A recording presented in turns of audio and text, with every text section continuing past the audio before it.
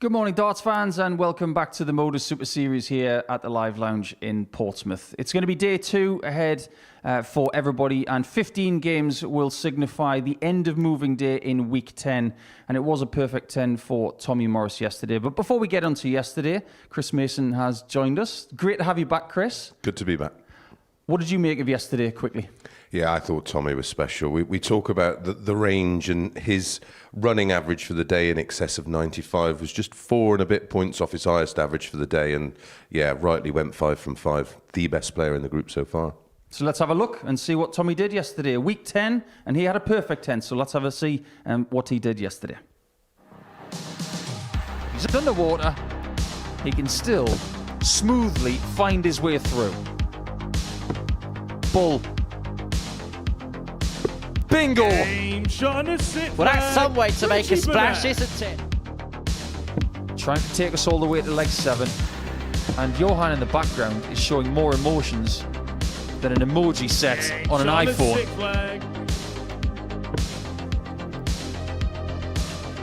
You'll find a way through, just like that. A superb dart. A superb finish. Really got to be making the quarterfinals and beyond. Oh, Tommy with the celebration and the first 170 checkout of the exact specification that Michael wanted. Ball. Oh, it's another one. On a sick leg, Tommy Morris. You haven't won yet, Tommy. Get them darts out the board and you can have another leg.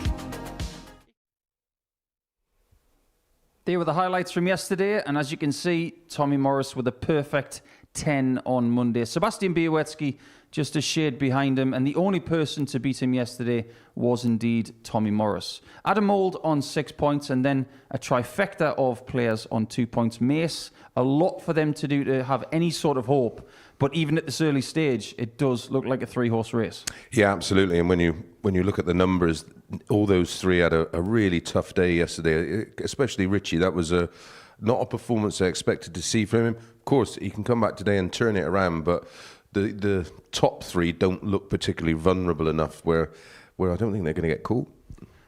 In relation to Tommy Morris, there have been changes because he talks about how much energy he's got in the morning, slight equipment changes as well. Are we starting to see the potential of Tommy Morris shine through?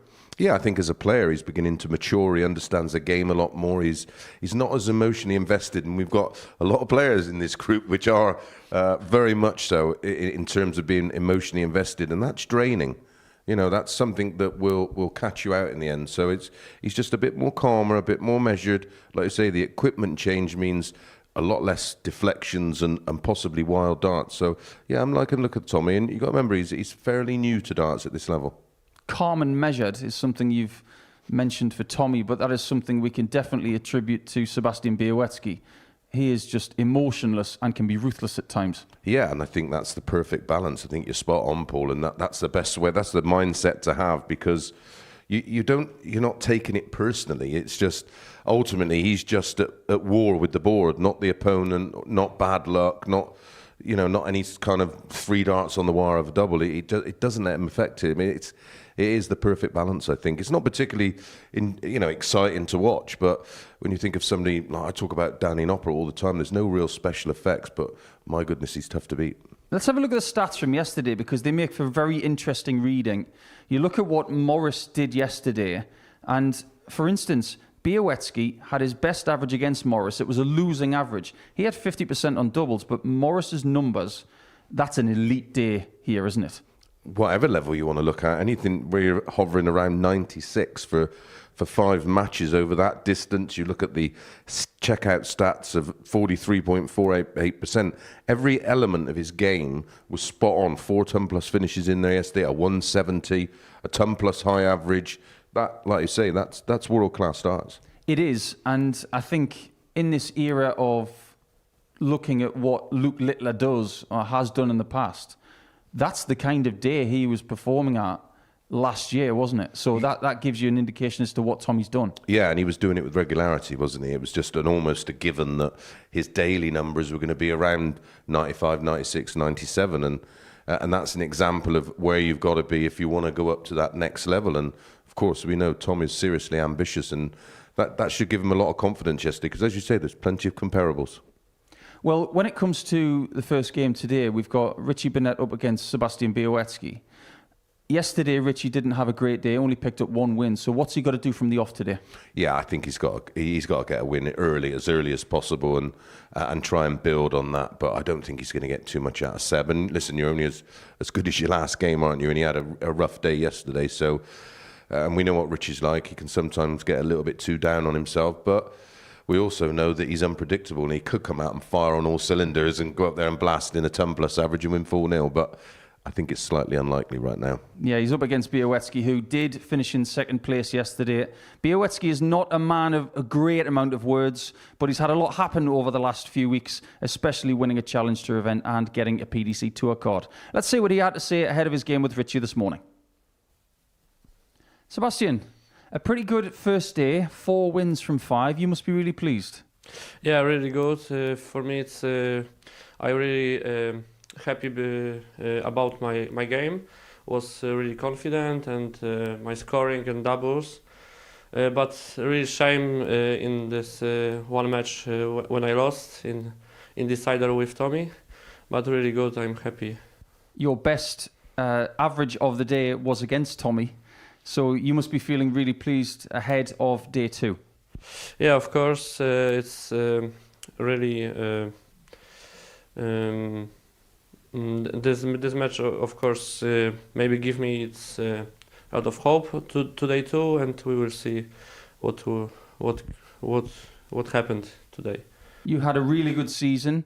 Obviously, this might be the last time that you play here because you now have a tour card to start 2025. You must be really pleased about that. Yeah, it was really a hard year in development tour. Fight to PDC Tour card was to the last tournament and the last matches, but finally done it, and just I will be just enjoy it when I played here. So. Well, we hope we'll see you for the rest of today, the week, and maybe at Champions Week. So have a great day Tuesday, Sebastian. Thank you very much. Yes, he is a man of few words, but he lets his darts do the talking. Bialecki, we give him a little bit of extra rope when we do interviews with him because his English isn't perfect, but his English is better than our Polish. But it's always interesting to hear the things that he can say because a lot has been happening for Sebastian very recently. He has won at most PDC levels now. He's won here. But the ideal goodbye to the Modus Super Series would be to win this week and to come back to Champions Week in early December. He's only 20 years of age. He has incrementally, over the last 4 years, got better and better and better. He's actually 10 years younger than the amount of years ago it was when Richie became world champion. Well, that makes everybody like myself and Chris Mason feel just a little bit more seasoned than we think we are. Great to have you back, Mace. Great to be back, Nico.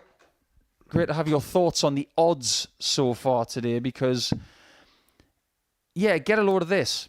Tommy Morris is not the favourite to win this group. He's actually second favourite behind Bialecki. Yeah, they've gone 6-5 for Seb and 6-4 for Tommy. And for me yesterday, 60. Tommy looked everything, or all you need to look at for who's going to win this particular Group A. But I think the experience of Seb, the fact that he has secured a tour card for 2025, 2026 already, no need for him to be going to Q School. I think they're using that as some form of leverage in the reason behind why they feel he's going to use all that experience and go on and win the group and possibly the week. But yeah, for someone so young, so experienced, and he uses the Super Series perfectly.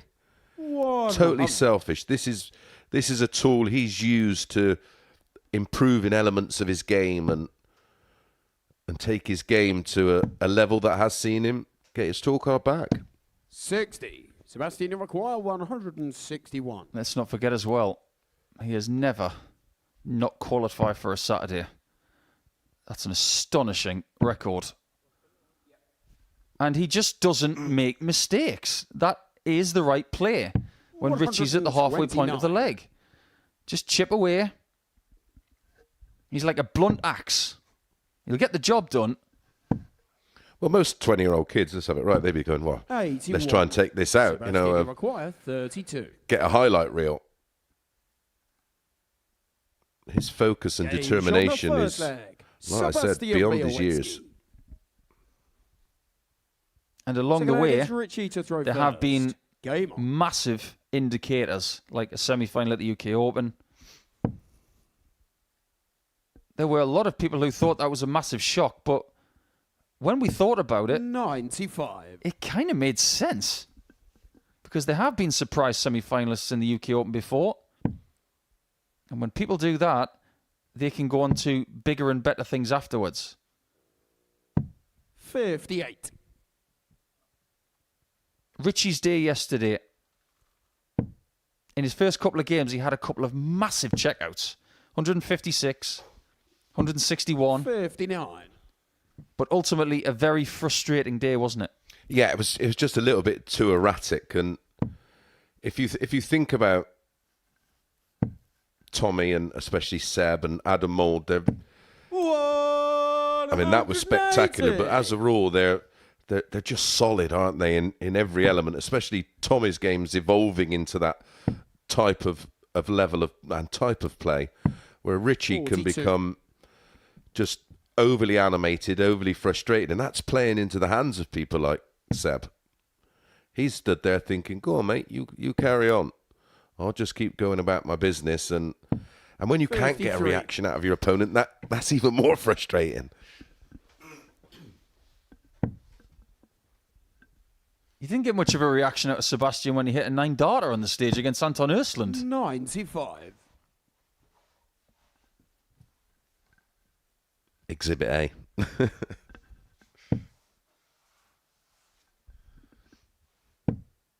Next month, it will be 30 years since Richie Burnett won the World 43. Masters. And then the following month, it'll be 30 years since he won the world title in 1995.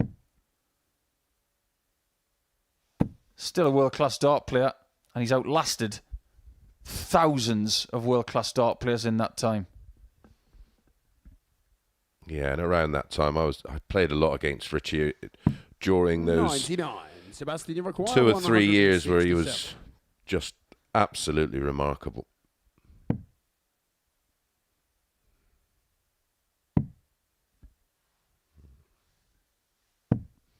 That reaction to Dart 2 Richie tells you require everything you need to know 111. about Sebastian. Not a flicker.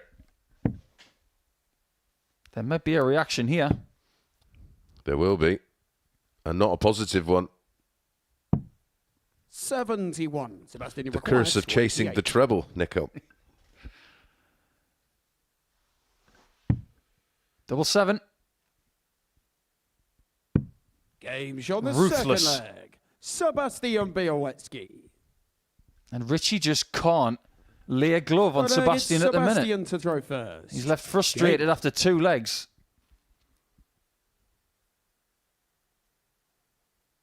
You were out in Gliwice this year.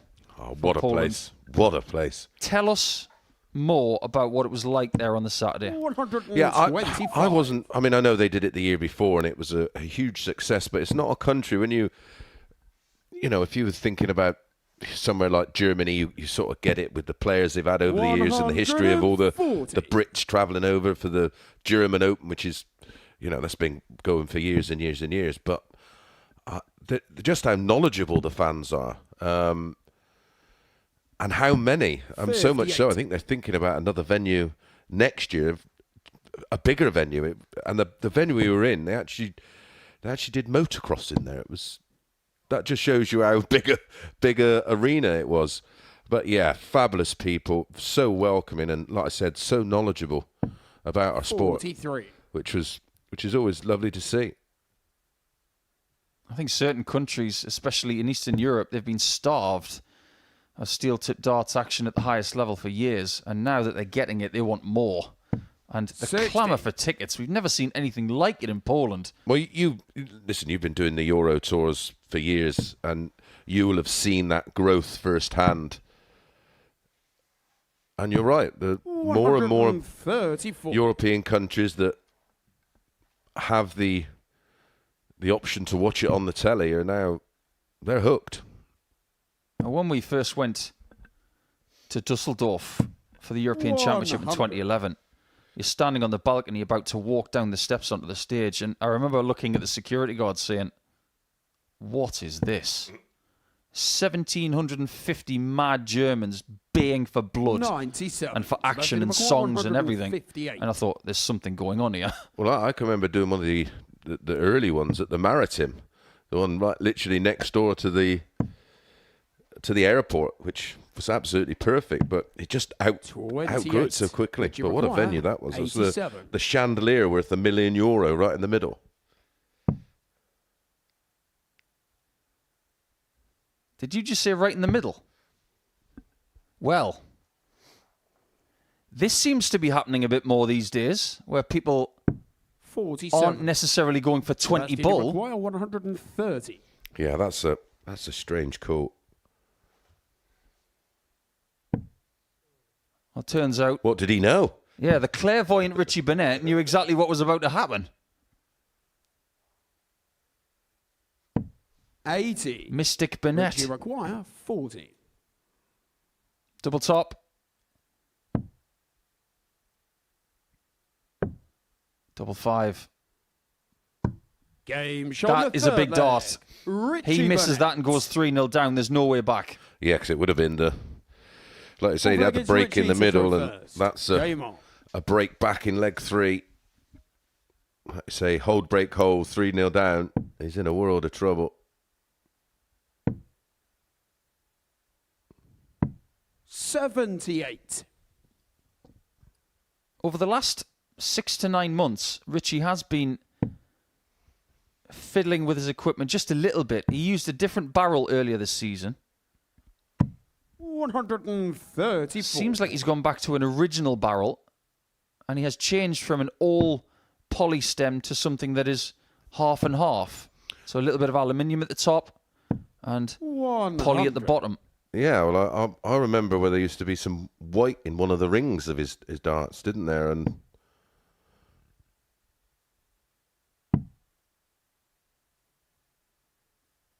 these two do have 57. something in common. They have won on the Challenge Tour this year, the both of them. Richie right at the start of the season and Sebastian right at the end. So you're actually looking at the Challenge Tour season bookenders. yeah, and 100. when he lost his card, and then when he started so positively, I was thinking, right, he's gonna get opportunities. But of course, what that gave him was the opportunity to play on the Pro Tour as a reserve, and I'm not sure that 97. did him a lot of good mentally. I know this might be a really stupid question, but what do you think about the strength 49. of the second tier this year? Is it the strongest we've ever seen? Because we've seen Plaisir win on tour without a card. Only the 4th person to ever do that. And Scott making a final. Plaisir with 2 more finals. Everything that's happened here at the Modus Super 96. Series. It's not really an accident, is it? No, exactly that. And I think that second string, which are doing so well on the Pro Tour, 98. I think a lot of that is Sebastian down require to the fact 170. they have so many options to replicate that situation, whether it be here on the ADC and Germany. Yeah, Richie Game knew shot on the he is 4th mystic. leg. Sebastian Bialecki. Just a typical Bialecki morning 5th leg, it's performance. Sebastian to throw first. It's a little bit better Game than on. his first performance from yesterday, where he was given a slightly different proposition in Johan Brouwer. You'll see 5 games from him today. Each and every one of them will be very watchable indeed 44. for many different reasons. Yeah, it's rock solid. A 10+ finish, 3 out of 4 on the doubles. Scoring's okay. Prior to that 44, he was averaging over 93. 30. Over the years, Mace, dart players have almost been spoilt when tournaments are starting a little bit later. But tell everybody at home what it was like to start big ranking tournaments at breakfast time. 47. Yeah, some of them they were 9 a.m. starts, and how do you sort of get? I don't even know how we used to do it. When I look back now, the odd occasion I blow the cobwebs off the barrels. I think, 140. how on earth? Like, what?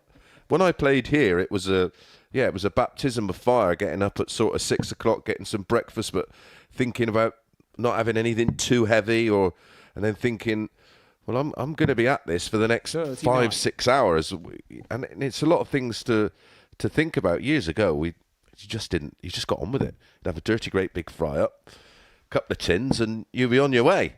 Where it's all a little bit different. And I can remember winning a massive 21. tournament in Holland, playing my first game at 9:30 in the morning, and stepping on stage at 10:30 at night that night for the final. It's just unheard of nowadays. I think if there was a ranked tournament like that these days, somebody would probably complain because 100. it's what people do when they're not happy these days. Oh yeah, no, there'd be some kind of safety issue thrown in there. And the thing that accents that a bit more is that if you go to a Challenge Tour event or a Players Championship event, 60. say a Players Championship starts at 1 o'clock in the afternoon, it'll be done by 6:30. It's like a well-oiled machine. 15 games of best of 7 here, 9:30 start, done by 2. It's all because this is what's good for the players. Yes. 133. Constantly rolling it around. It's the same with the Challenge Tour. I mean, when we used to go to America, we'd fly in on the Friday, literally throw the case down. The venues would 99% of the time be in the hotel. You go downstairs, play luck of the draw. If 42. you had a decent partner, you'd be there till Sebastian Bialecki, half 12, 1 in the 138. morning. You'd be registering the first tournament of the day by 9 o'clock the next morning. You'd be still playing darts at 1 o'clock in the morning. You do that for 2 days solid. 86. Well, Sebastian has done very little wrong in this game. Typically steady. And he's got Richie Burnett very, very worried. Well, if it was boxing, he's just kept him on the end of the jab for the whole match, hasn't he? He's 43. just given him no room. Sebastian Bialecki, 52. Now, Bialecki's only missed 1 dart at double in this match.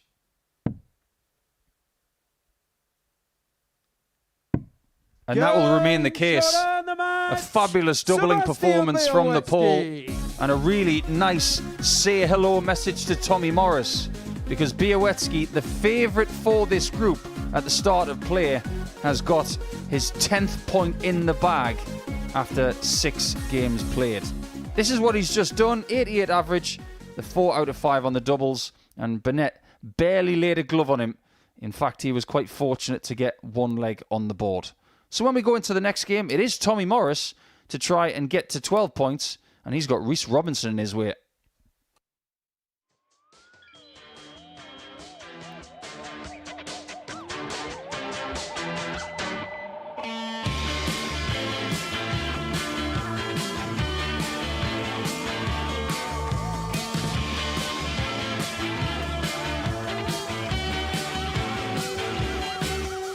It's Bill, the Power Taylor.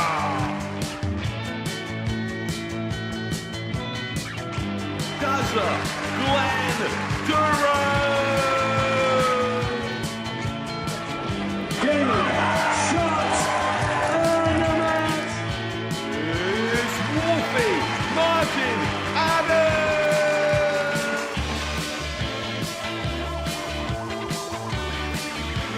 Adrian, Jackal, Lewis.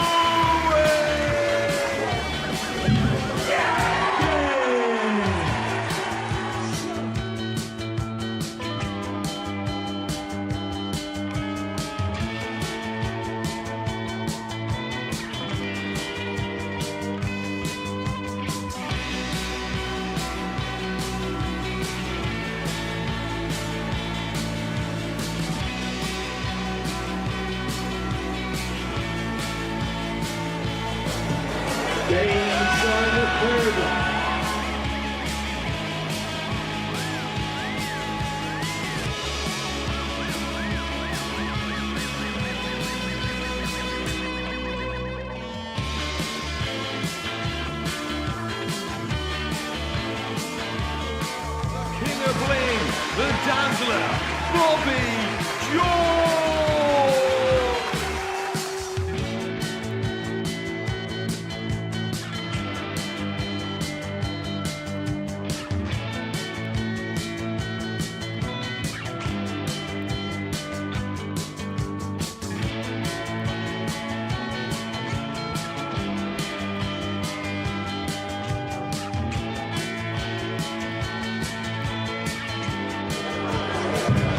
Game, shot, and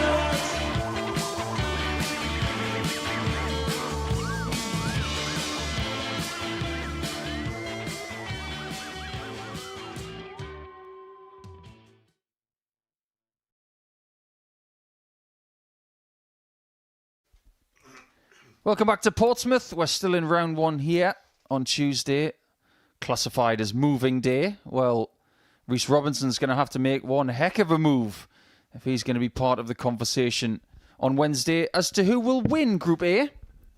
But Tommy Morris, the gun, the faultless player from Monday, can he go even better and make it a faultless Tuesday as well? And here's the interesting thing. We had a lovely chat with him yesterday afternoon when he finished his campaign, getting 8 more points than Sugar, the 2-time weekly winner. But immediately after that interview, he said he's got his eye on being the first player to have the perfect Group A. It's one of the very big things that has never been done here before. People have been perfect in Group B, they've been perfect in Group C, but nobody has ever won 15 out of 15 in Group Tommy A. to throw first. I find that Game remarkable, on. you know, because we've had some seriously dominant players and performances, yet it just shows you that 95. just go off the boil for a short amount of time, and it can be dangerous. 60. And speaking of danger, Reece Robinson, he's a player that I'm just waiting to see kick on. I think he's super 137. talented. I don't think there's been another player that sort of made me laugh in disbelief more so than Reece Robinson 121. with some of the shots he's taken out over the years here at the Super Series. He did try 3 bulls twice 59. yesterday. It didn't get close. But on a couple of other occasions where he could have flexed his muscle a little bit, he decided to go textbook. 97. Yesterday was a really weird day for Reece. He started quite well, beating Richie Burnett in the first match. Consequently, he will have Richie in the last 85. match today. But after that, I am 100% positive that the game with Johan Brouwer got under his skin. Yeah, I agree. 96. Tommy record 125. I don't think he appreciated any aspect of that one. 65. Richard require 127.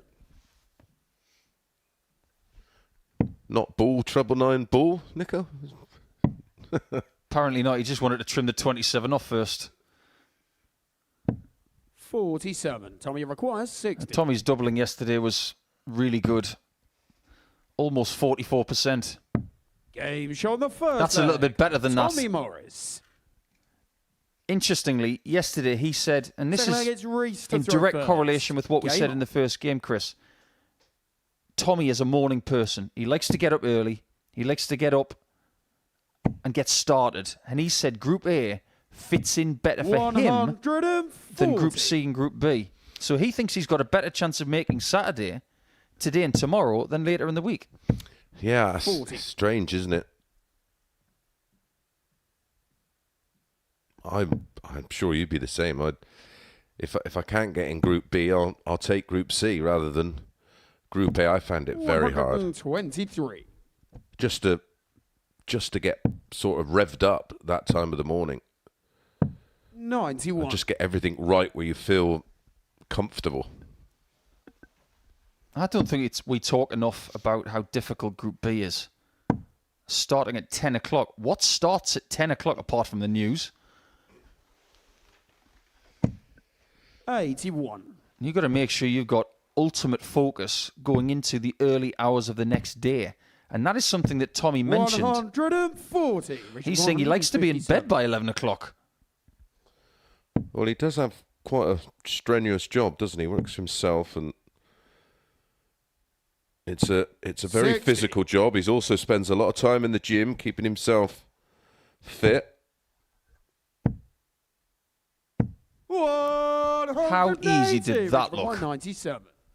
Now Robinson might have to hit this. And Game does. shot on the second leg. Reece Robinson. There's that talent you were talking about. He made that look so crisp. Third leg, it's Tommy to throw first. And Game there was plenty of pressure on that shot. It was potentially a breaker throw for Tommy. 2-0 could soon become 140. 3-0 very quickly with a hold. Just a couple of signs of discomfort there from Reece at the end of leg 2 at the back of the stage. And we saw a lot of 96. neck rolls and shoulder circles last week from Andy Bolton. What that illustrates to me is that 140. in order to be ready for a long day of darts like this, it's just not about doing practice on the board. You have to do repair work when you're finished and stuff to make yourself 180. good for the endurance of doing it. Well, probably in the ideal world, you'd get up around 4, go 100. for a swim, have a little warm down, eat, and then practice. Plenty of stretches. See, I remember they've only been up a couple of hours. You're still going to be tight. You know, you don't wake up in the 85. morning Tommy and required 121. the body needs time to adjust. 85. Richie require 140. That's an interesting lead from Tommy. He doesn't really 100. say it that Tommy he's the require kind of guy who leaves double 36. 18 on purpose. And He it was definitely the 10 was Game aimed, shot wasn't the it? third leg. Well, he Tommy knows Morris. best. He's hit another double without missing. Fourth leg is Reece to throw first. Game 103.79 right now for Tommy. 101.2 for his opponent, Reece Robinson. This is a high-quality affair so far. And just back on your point about preparation, 60. if you were to poll 100 Super Series players who had played in Group A over the last 140. 6 to 9 months, and you said to them, you've now got to get up out of bed at 4 o'clock in the morning, 1 or 2 of them would say, okay. The rest of them would say, 60. not a chance. Yeah, Tommy being one of them. However, there is a precedent for doing such a thing. Because if you 91. look at the Open Championship, which is played every year in the UK, whether it's in Northern Ireland, Scotland, England, or Wales, hasn't been in Wales for a very long time. 60. If you're on the first tee time, which is at dawn, those guys are getting up at 3:30, 4 o'clock in the 78. morning doing the right things. At least. So why wouldn't other sports do the same? Yeah, no, I'm with you. No, 140. there's so many elements actually away from the board itself where so many players could improve. And over the 44. years, we've seen a change. People like Ross Smith, Luke Humphries, you know, they're examples of what you can add. And we always say it's all those tiny little 140, percentages all add up 148. to a big percentage. Double 14. That Game was so shot pure. the fourth leg. No deflections at Tommy all. Morris. 3 perfectly thrown darts for a Fifth leg is 3-1 Tommy lead. to throw And I have first. never Game seen on. Tommy Morris look this confident. Or this controlled. 180.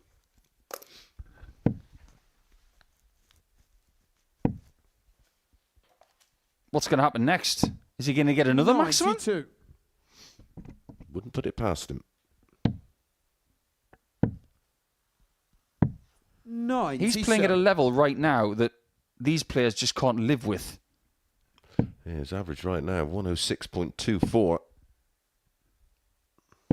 56.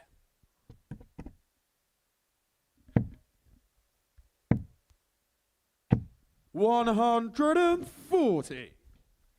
Tommy's high average at the Modus Super Series is 104.8, and at the minute he's on course to break that. Well, if he continues with this finishing, which is currently perfect, 60. Tommy he will require smash 84. his PB. Double 12. Good. He's missed one, but then he hits the next one. Tommy Morris. And that is a Modus Super Series personal best for Tommy Morris. He goes back to the top of the table with no fuss. And he said his ambition this week is now to get 15 wins from 15. And if he's playing like that, who is going to stop him?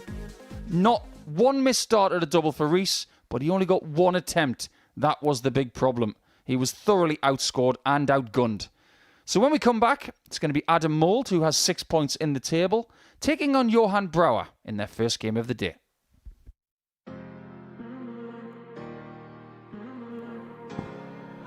Very good dart. He's done it. Not today. Yeah, there was a chance, but there's no chance there. FG's taken over here, and he's Definitely not over. It's definitely he thinks not it's over. it. Hold on. Yeah, no, I'm not giving you that. The back end of the leg here, and it's not going to go the way I thought it was there. I was about to mention the fact that we do have that rule in place. that is a great marker. And a great win for Ginge, who goes through. Oh, he's found it away days. He couldn't find the treble, but he can find the doubles. And he's found himself in the next round. Great dart. And I can't help but think that double 7 now. Oh, and he's found it. Sean Nyland is knocked out. Darts for fun.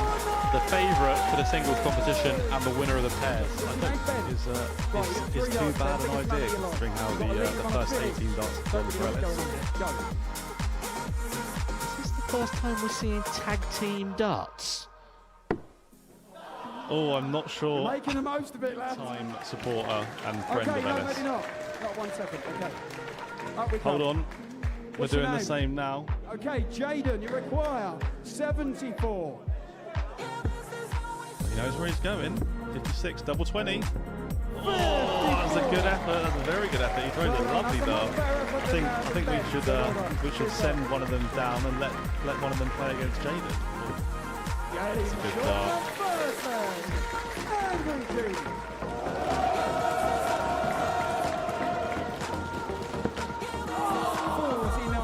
Plenty of dartboard to use for one of the most unorthodox ways you'll ever see a semi-final being won. And that is good. It's a nervy game, a nervy encounter. He is the favourite now to go on and win it, and he's trying to get struggled today with a bit of nerves. And that extra moment, that little bit of pause, that little bit Second dart. calm down a little bit, just to relax into the game. Oh, hold on. Yay! We have the first one coming into it, sir. It's one of them things you either loves or hates in a darts time. And he loves it! But that is... It's Angry Jay!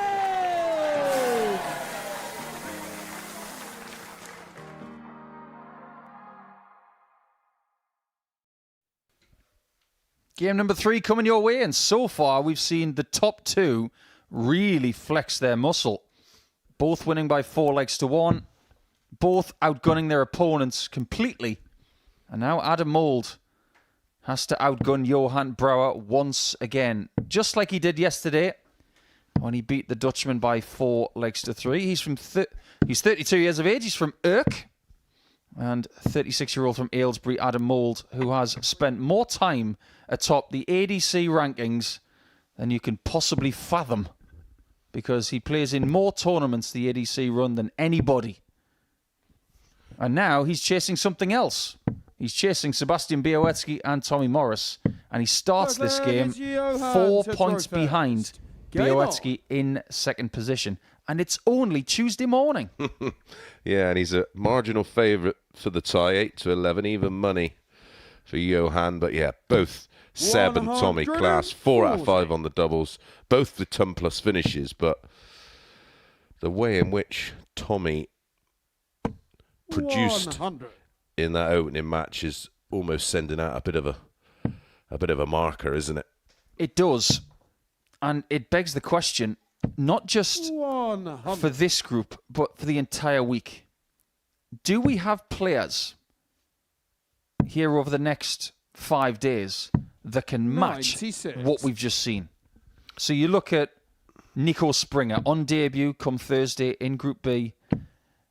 He can do that. It's just a question of whether he can do it at the right time. 140. Or consistently. You know, we looked at that average this morning of Tommy's, which would now be way over what it was by virtue of that 106.74 average. But 121.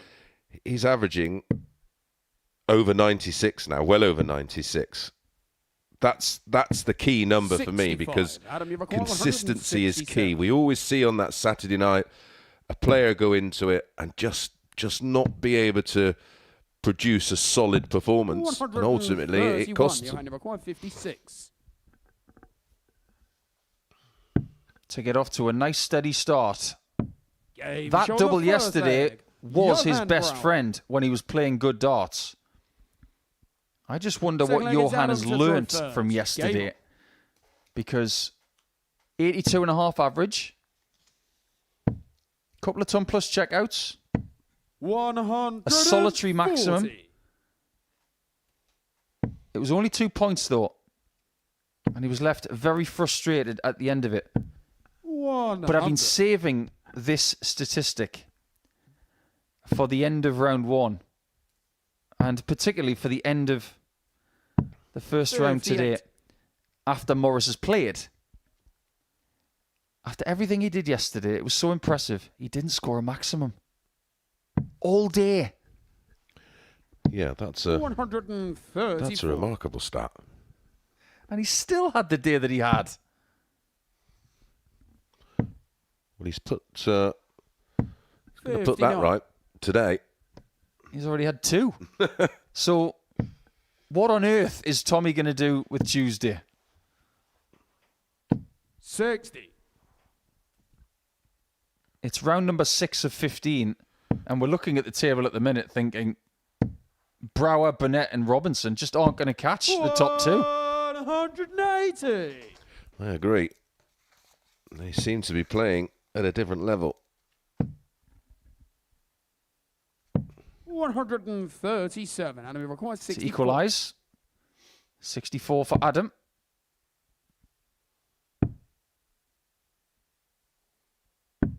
$56. And a chance for Brower to Johan, double you've his acquired lead. 70. These are the chances he needs to take.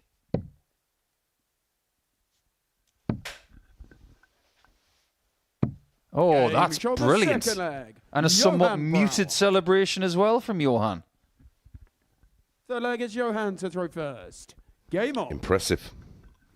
Well, considering that Johan has never averaged 91 or more on this Super Series stage, 41. this is a very different level. Well, prior to that 41 start, he was up over 103. 140. Adam Old, 2-0 down, averaging 110.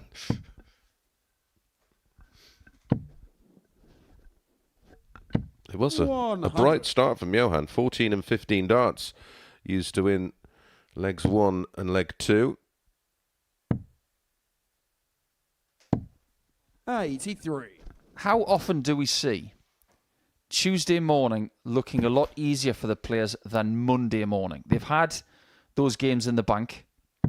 96. And then coming into the venue at 8 o'clock this morning, it'll feel a bit more familiar, even though none of the players in Group A this week are debutants. Yeah, I just think it's like anything, isn't it? 77. I don't care how long you've been playing or how experienced you are. Probably for someone like Luke Humphries, for example, probably the opening 3 or 4 visits he might feel it slightly, and then all of a sudden you just go into autopilot, and I think that's what these players are experiencing today. There was something that John 41. Henderson said Johan Brown, at the weekend 84. in Sunderland at the World Seniors Masters as well. Was there a tournament on up there? I hope so, otherwise I was dreaming it. 76. That was almost a dreamy start for Johan. 60. It could well still be a dream start. He's got double 4 for 3-0 against Mould. 44. Johan to require 8. Double 4.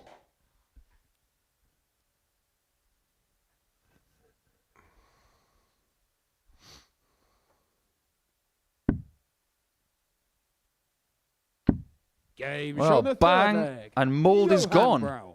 From leg number 3, this is an ideal beginning to Fourth leg Tuesday is for Adams to Johan. throw first. Game. But that thing that John Henderson said in Sunderland in a post-match interview, he said he's never been a first-round player. Even with someone of his experience and brilliance, years later, he still needs to get through the mire of the first round. What's happening here? Don't know what he's had for breakfast, but I've got to find out. 60. I could have made a really insensitive Dutch joke there about a Dutch breakfast, but I won't do it. 60. I think Adam's quite surprised by the level that he's getting from Johan here. This is like nothing we've ever seen before from him. And yesterday, he made mistakes. 60. Both tactically, mentally. I think his biggest thing is that technically he's very sound. But if he can master the grey matter between the ears, he will become a better player. Of that, I have no doubt. 100%. That was exactly my thoughts on watching the action yesterday. Far too emotionally invested. It's unsustainable because you're at that 10 out of 10 level all week. Adam, you require 142. By Thursday, you're going to be exhausted. Yeah. Double 11. Game That shot is the wonderful fourth leg. to stay in the Adam game. Mould. Adam Mould has just had his Leg is first Johan to ton throw plus first. check out of the week. Game on. Did everything right there. But can you imagine if he can win the match from here? 5 times last week we had someone lose from 3-0 up. 140. It was a very strange week indeed. It hasn't happened yet here in week 10. If you're Adam Mould, and he would be fully 83. aware of the volatility and how you can almost get about Johan, you wouldn't give up hope, would you? It could only be a couple of moments. I mean, it doesn't look like it's going to happen because he's gone off back-to-back 140s, but had he gone up there and hit a 60 tight all around the target, you know he would begin to flap.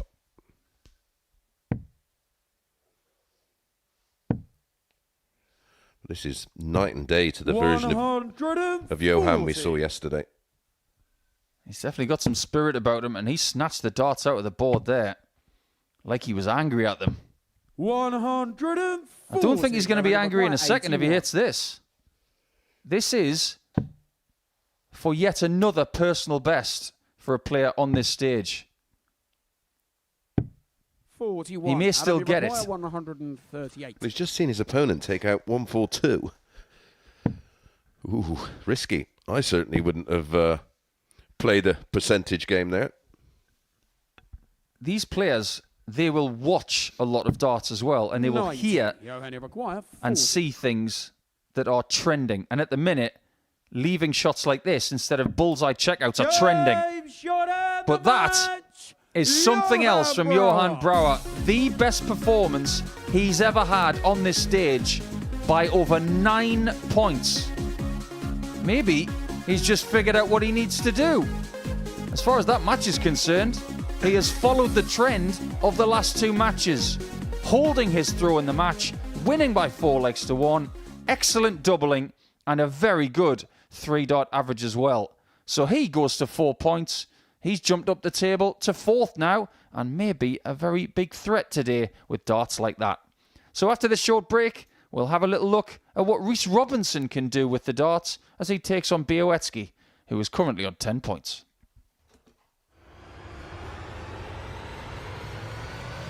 Welcome back to the party in Portsmouth here at the Modus Live Lounge. And he was right. Van Velzen's had opportunity, but it's Steve West that takes his opportunity. Does he get one this time? The jury's out. Is the double in?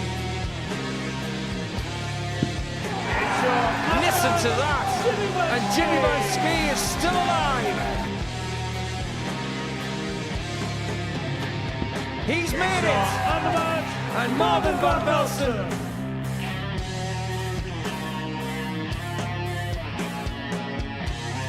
Jimmy Bialecki probably felt his own being out already tonight. Surely not again. Oh, Jimmy! It's a wry smile. What a finish! What a man! What a response! Of the 5-time weekly champion. It's Jimmy Bialecki who makes the final! Are we, Jimmy? You bet we are! One leg to see who the champ is. Yes, he can! Marvin is the man!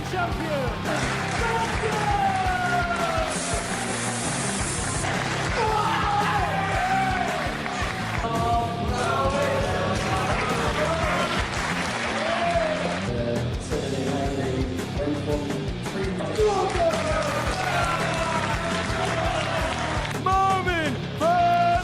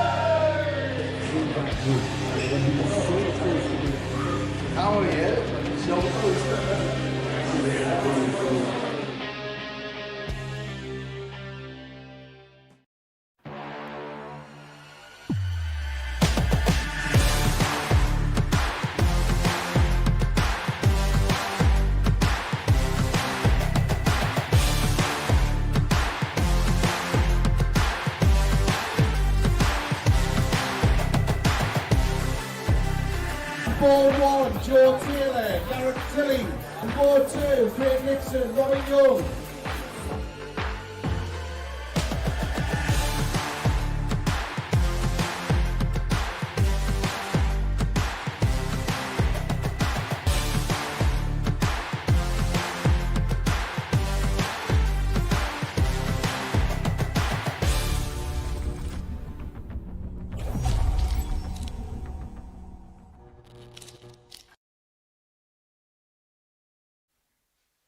We haven't just got Modus Super Series darts for you this week. We've also got this happening on Saturday afternoon.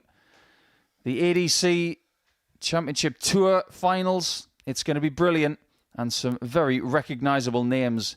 It is sold out here at the Live Lounge in Portsmouth. So if you want to watch these games from quarterfinals to semi-finals to the winner at the very end, like the WADC Finals from Saturday just gone, you know where to tune in. It is the Modus Super Series YouTube channel. You're going to get Bolton against Duff, which will headline. You've got Pilgrim, a serial record breaker here at the Super Series against Gary Stone. Banks against Brooks, and Croft against Charlie Martin will be the last quarter-final. That is from 12:30 on Saturday afternoon. And then after that, we'll have the Week 10 finals from 7:30. So plenty of darting entertainment for you coming this weekend. Is the Saturday night also sold out? So, when people were getting their tickets for Saturday afternoon, they got an automatic entry for Saturday night as well. So, double dose of darts for a double pound coin.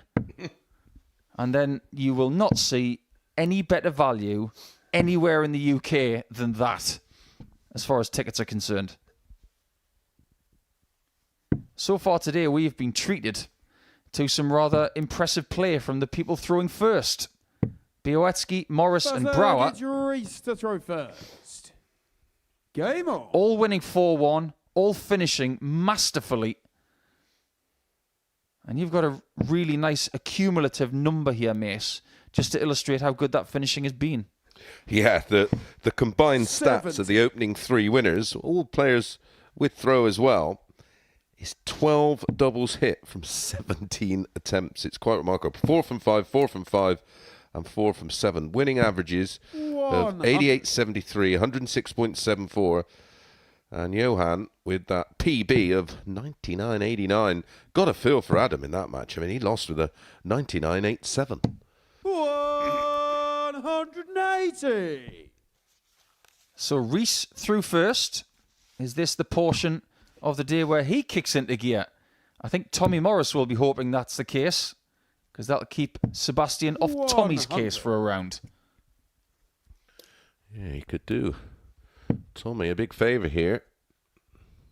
And he's just seen Adam lose as well, so he'll be trying to chase down P3, which Adam Mould currently holds on 6 points. We never see Reece Robinson in anything but all black. Reece require 111. Might as well be from New Zealand. He is from Hull, and he is on a 12 darter. And that is a wonderful start. Reece Robinson. I'm going to stop acting so surprised at these brilliant starts. They're happening every match. Sebastian to throw first. Game on. That's the second time today he's looked rather uncomfortable, but imagine what he could do if he was comfortable. Yeah, super start from Reece. 96. How would you grade Sebastian's season considering what he's done and what he might do this week and for the rest of the year? Because he's going to the PDC Pro Tour at the start of 2025. He's going to have a 2-year tour card, and he will try to get into the top 64 over the next 24 months. I think it's fair to say he's 125.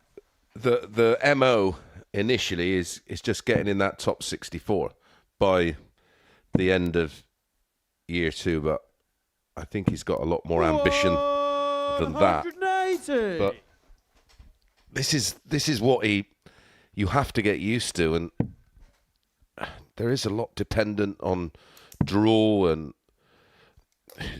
the level of opponent. We do keep on saying about the strength and depth on that Pro Tour, and it can be absolutely brutal if you keep getting sort of even the names you wouldn't associate normally with a horrible draw. There's loads around that sort of 35 to 70 that can produce darts that would leave you scratching your head. Speaking of which, 44. This is the kind of thing that Sebastian might be walking into next year. Yeah, regularly. Double 18. 60. Well. That would have been 12, potentially 11, or back-to-back 12s.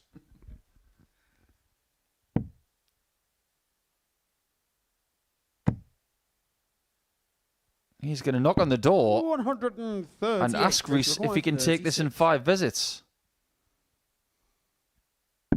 That he will. On the second leg, Reece Robinson.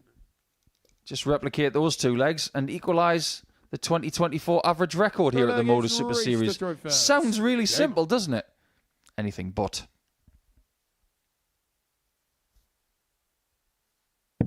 In a curious sort of way, what we've seen from last week's winner, Romeo Gerbavac of Croatia, and what we've seen early this week from Bialecki is an indication of how strong that Eastern European qualifier for the PDC World Championship will be. Only 1 spot available. when that tournament will be played in Slovakia in a few weeks' time. Well, we've already had now 4 180s and only just starting leg 3. Cancel that. 180. Make it 5. Well, the most in a match is 9, isn't it? It is. Littler and Gilliland. 40. That is already under threat. But the game might have to go quite long for that record to be broken. Maybe not. Now, that thing you were saying about Reece's talent, 100. I think you might be right.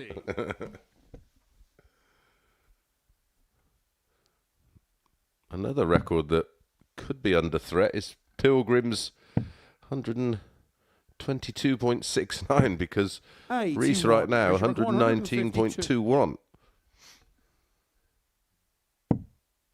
Oh, come on. This is absolutely incredible. Seriously? Have you ever seen a beginning to a Super Series match like this? This is outstanding. Well, so far it's 12, 13, 12. 121.86. I think he's going to have to go out. 12. It's going to have to be 12, isn't it? 100. Well, he's already had 2 of them, and he should have had an 11, really, in leg 2. Well, Sebastian's feeling like Anthony Joshua at the minute. He is floored. 100. Strange when you look at a situation like this. He's 3-0 up, and he's disappointed with a ton because he knows how well he's playing. Well, my indicator when you talk about a player in form is 135. when their average tumbles when they hit a ton. Just a really good sign from Reece. We know how good he is, but he is somewhat sporadic. Yeah. 60. But I think that's what makes him such a great watch, because you just don't know what you're going to get.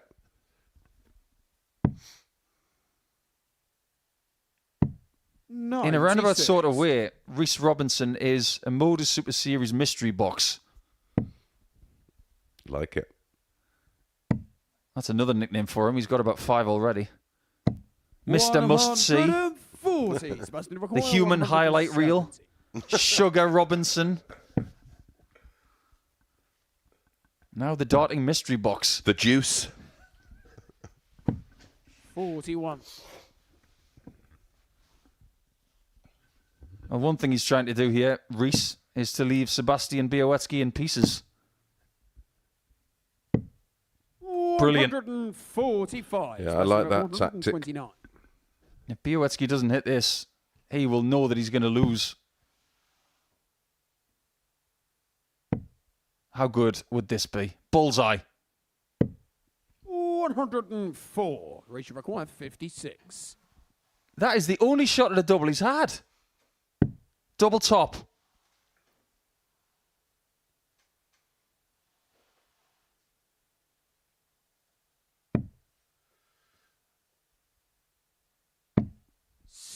Not just yet. Sebastian required The fine margins of personal bests like that.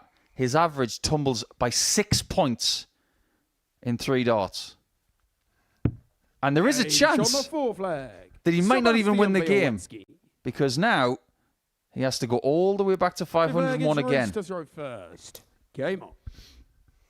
So what could have been around 120, now he's just got to get the job done. His actual personal best is just a shade over 107.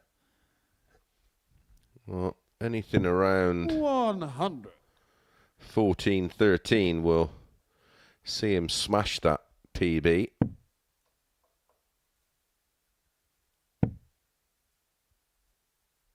Already had a 85. 106.74 today from Tommy.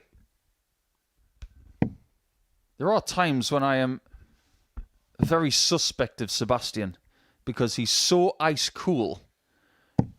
59. He may be part Terminator. He may have been sent from the future to come and ruin somebody's present. I can only admire the way that he plays this game under pressure, because 137. I was physically and mentally unable to do what he does. Same, absolutely. Yeah, listen, I love the way he approaches and plays the game. I love the cut of his cloth, as they say.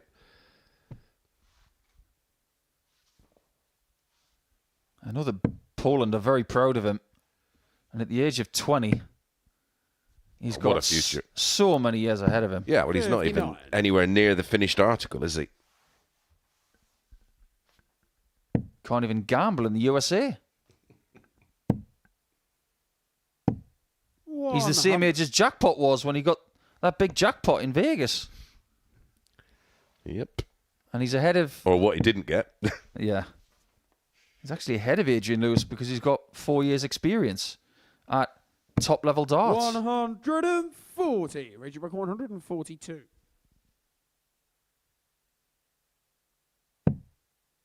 Probably go bull. Or might not.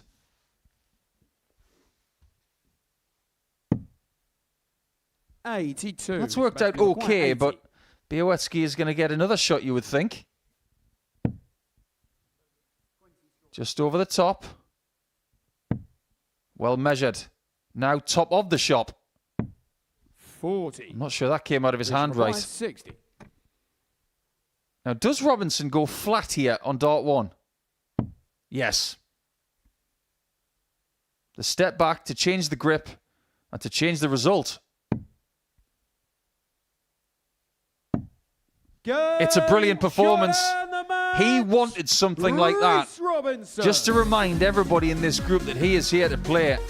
It could have been one of the best games we've ever seen under this roof. As it turns out, it's one of the best games he's ever had here. The average of over 105 tells you how good it was, but I assure you, we will remind you as the games go on how good it could have been. It's another 4-1 scoreline with the person throwing first winning in 5 legs.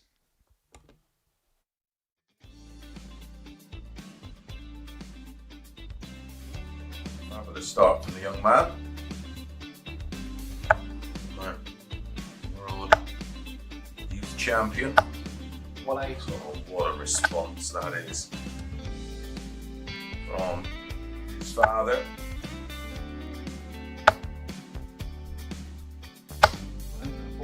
Back-to-back 140s. Siding leg of 7.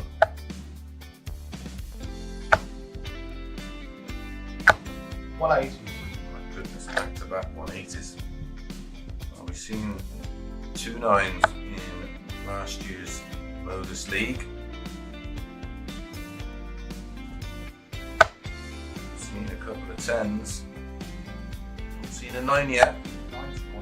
In the Online Darts Live League.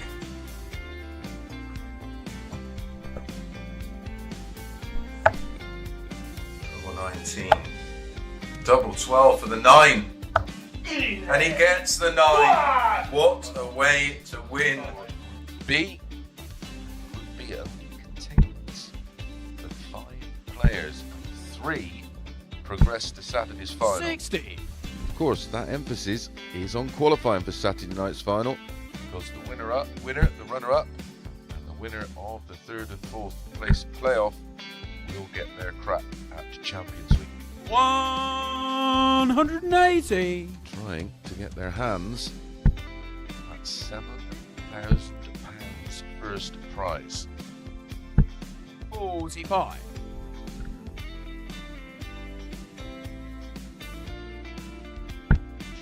Some of you on the forums are here. 180. Oh, welcome back, Martin. Where have you been? Where did you go? 100. Martin, you require 141.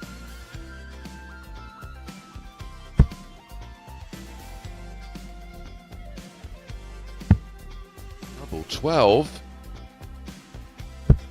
Game Absolutely outstanding Martin from Adams. Martin Adams as he hits a 9-darter.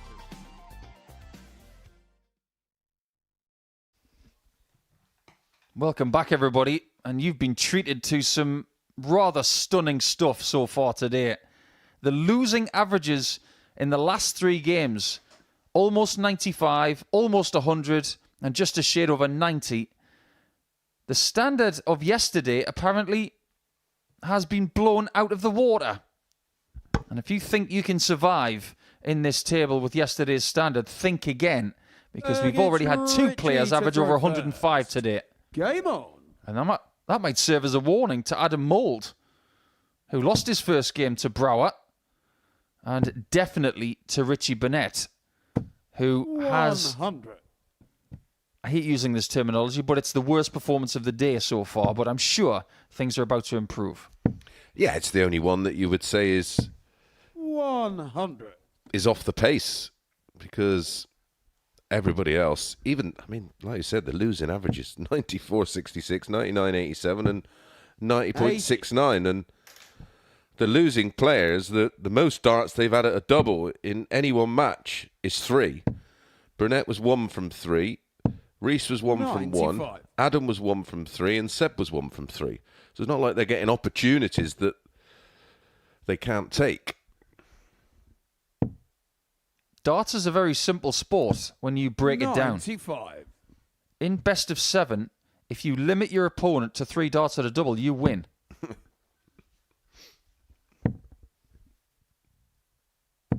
130. It's actually Richie Burnett who's got the darts in this one. And he's looking to follow the trend of winning with the throw. We haven't even had a game that's gone 6 legs yet.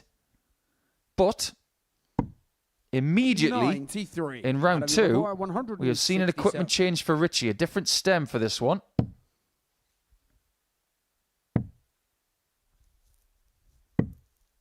I'm sure there might be some people out there who think, what is a stem? Something that we almost take for granted, isn't it? It's the middle part. The thing that screws into the metallic bottom and holds the flight. 93. Yeah, and there's just so many different designs now, isn't there? The most popular thing around right now is the... Oh, another one of those. It is the one-piece moulded stem and flight. 40. Something that Richie hasn't used yet. I think he prefers to fold his flights. He prefers to hit doubles. Richie Burnett. He's got a bit more about him in this second game. He looks a bit more awake and aware. Game on. Maybe he's had his radiator pot noodle. 100. Well, there's a statement that nobody else in sport can utter but us.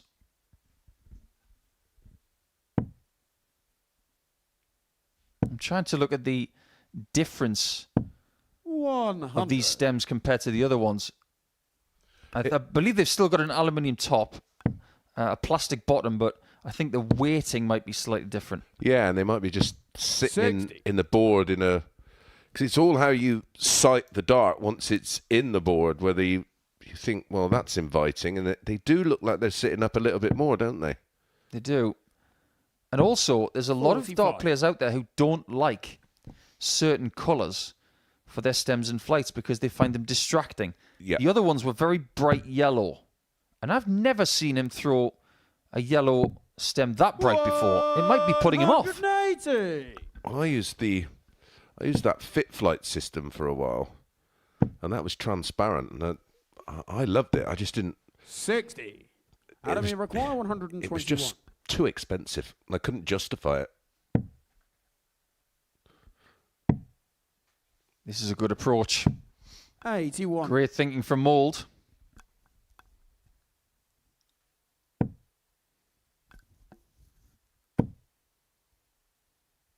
If you'd have said to Adam Mould 2 years ago Adam, you require that he'd be 40. on a stage like this in front of the cameras playing Richie Burnett, he probably wouldn't have believed you. He should be too... Oh, my. 20.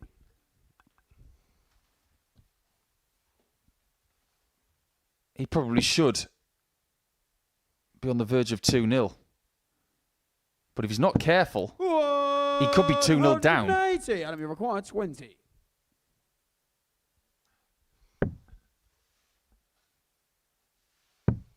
Very well Shot the done. second leg. That leg could have got Animal. away from him. Third leg, it's Richie to throw first. Game on. Thoughts on last night's Grand Slam, Mace? It was an interesting battle between Martin Schindler and Danny Noppert, which saw Cameron 96. Menzies eventually go through. Yeah, I don't know how, but yeah, I thought Noppy was superb last night. Also, Bo Greaves,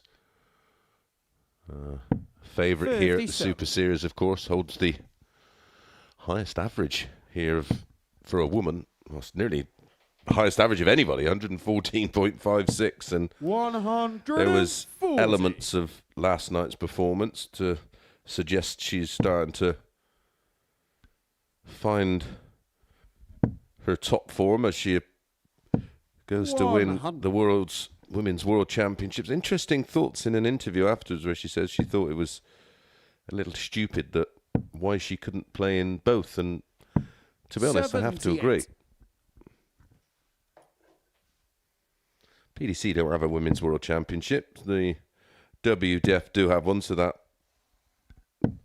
41. it's not like the men who, well, it's not even a men's World Championship. It's an Open World Championships. But I could understand the conflict of interest of a man playing in both. But 140. yes, it's an interesting one. It really is. I think the main reason why she can't play in the Ladies' World Championship at Lakeside and the PDC is because it would open up a precedent 59. Richie required 47. where the men would want to be able to do it as well.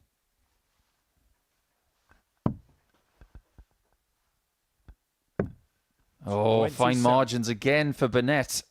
He had a fair bit of that yesterday towards the end.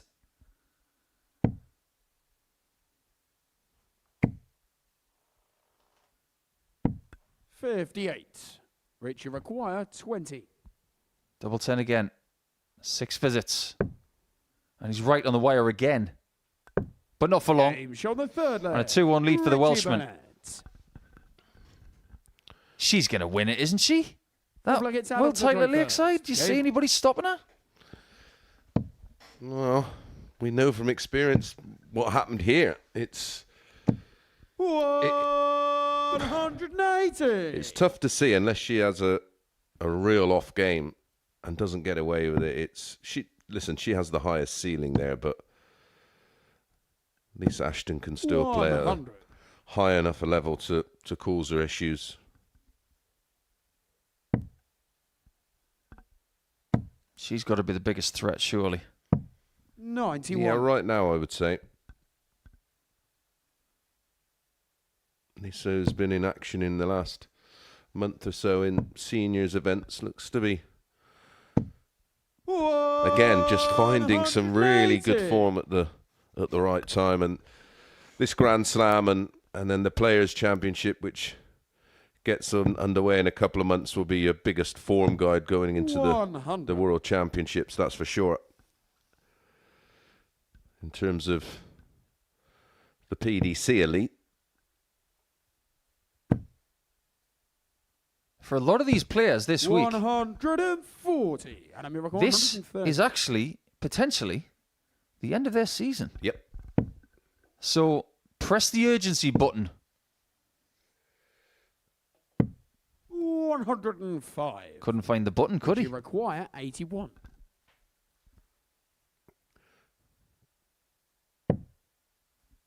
$16. Can he find the button?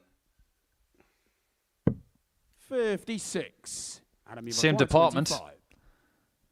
And now Mould, who has been trying to cling on in this match, Game show on the fourth leg. is now tied at 2-2. This is going to be the longest match of the day. Fifth leg, it's Richie to throw first. Game on. I know we're talking about Lakeside a little bit, but it's something that Richie Burnett won nearly 30 years ago. It's just around the corner. 100. We've seen a lot of the combatants who are going to Lakeside in a few weeks in this building over the last few months. And this week. I'm going to put you on the spot. 140. In the men's championship, who do you think will win and who do you want to win? Because we all want someone to win.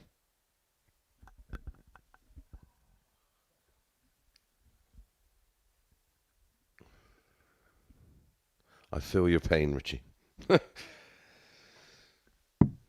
23. Yeah, 4 is never a good thing, especially on a golf course. And it's not on a dartboard either. And it's contagious. 41. He can put it right. He's only a dart behind here. A couple of decent visits, and he might find himself in a position to get 3-2 up. 100. And that is why you stand a little bit further back when Richie is throwing. Yesterday, Johan Brouwer got a little bit too close. 100. And Richie's a bit like a horse. You don't approach him from behind. Otherwise, you might get hurt. Stay outside of the zone until he's finished. Then you do your visit. 140. 138 was made famous before Lakeside even held a World Championship. 121. Richie Brook 138. Now 98 is exactly what he was looking for. 60. Adam 3 very well thrown 199. darts. And 1 more than 98 is what Mould needs to take the lead. Double 16. Game shot. That is just as good as a ton plus Adam finish. Mould. Absolutely. Well, back to Sinclair gets Lakeside. Adam to throw first. Game on. Oh, it's so hard to pick one out. I'd love to see someone like 93. Gary Stone eventually fulfill that potential and ability he undoubtedly has. 180. I got a feeling Neil Duff could pop up and win it again. As far as the women, I just love Dieter to win it. It's the only thing that's not really on the 60. resume. But she is suffering with a few injuries and issues with the shoulder at the moment. Yeah, she was here at the weekend. Yes, she was playing in the women's. 140. It's won by Gemma Hayter, wasn't it? Indeed it was. She's really made a name for herself over the last year or so. Absolutely. 2025. Gemma Hayter's going to be 134. at the Women's World Match Play at Blackpool. It's not a guarantee, but you can't see her not getting there at this stage. So it could be one that may go under the radar 81. a bit. Brandon Weening. I have first-hand experience of how good he is. And he's coming over with Wayne. Yes. 140. Not long from now. Safe travels, guys. Looking forward to seeing you both. I mean, it would be hilarious if Matt Edgar won it and then did what he says he's going to do and quit. 80. Oh, the pain. Adam, you require 70. But it's Adam Mould who could bring the pain. Double 16 again. And Richie can't believe it. They're hitting everything against him. Well, not quite. 66. Oh, Richie can't believe it. Richie Is that- require You've missed? 20. Really? And he will have to throw in the decider, of course. Couple of rangefinders. And the hit. Shown the sick flag. Richie Burnett. Just goes to show, doesn't it? Double 10 is all about the line of the shot. It's not about the weight of the shot as much. Richie to throw first. Well, there's Game a lot on. of room for error, isn't there? Yeah, Matthew Edgar has said that if he wins Lakeside, he's going to retire. I'm not really sure about that. I think you're fibbing, Matt. Yeah, so do I. 85. Tell him Borky buys. But it would be funny if he did that. He's got Bottenberg in his opening round, a player we've seen 140. here, of course. Yeah, that would be the best Aussie first name in the history of the world. Yano. And his surname sounds like a cake. 81. But Yano's a brilliant player. He can be very, very good. That is a tough draw. Yeah. We have had some Australian viewers over the last couple of days. We did have a question on our social media this morning from someone in Melbourne asking about different statistics, like 130 plus, 140 plus, the importance of illustrating different things. Again, it's just more evolution with what we're trying to bring you. Well, yeah, because years ago, players would rarely switch. Now we're seeing them run for cover almost instantly if they don't like the lie. And so we see a lot of two treble visits, but they're not recognised as important as the 140. But of course, a 134 and a 140. Go for the bull, Richie. Yeah. Oh, no. He reined himself in. He went to do the right thing, and he was short of it. And that is now the luxury of laying up for mould. 49.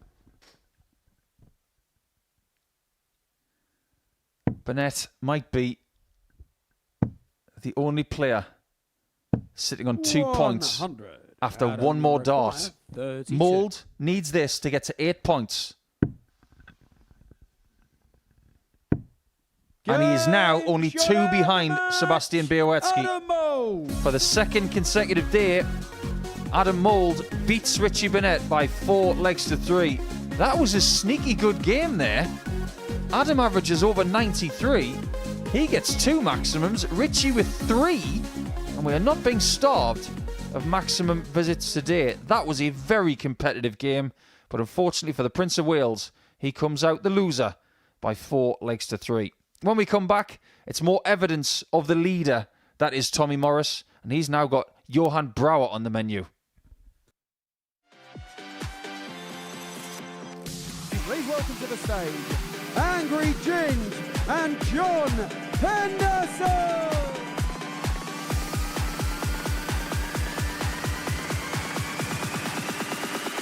And this is where... Hang on, wow. Angry Ginge! Bounce out there for Nyland, but you do not expect him to get another visit in this match. John Henderson, double 10. And he pins it to take the opening encounter.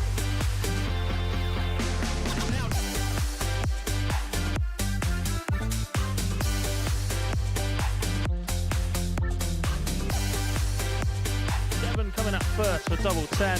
He's the one that left it, and he's the one that hits it for the opening leg. They talked a good game, didn't they, beforehand? They've not quite delivered it as of yet. You still make Devon Peterson. This is a big favourite from this moment. Oh, hello! It's the big favourites. Goes 2-0.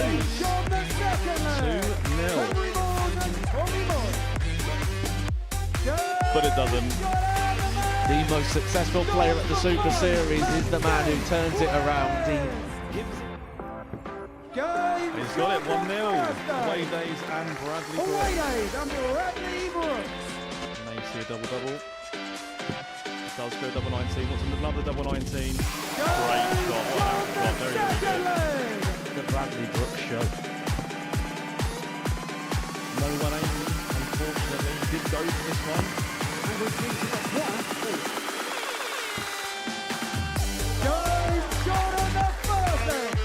So this could go. This is a match opportunity. And both their dots stand up, so will they block it? They will not. John Henderson to take himself. I think he was going for a 7 there, but it doesn't matter because he's going to hit it anyway. 47 kills. Still an opportunity to showcase what he can do. And that's what Steve West can do. A double-double to get the job done.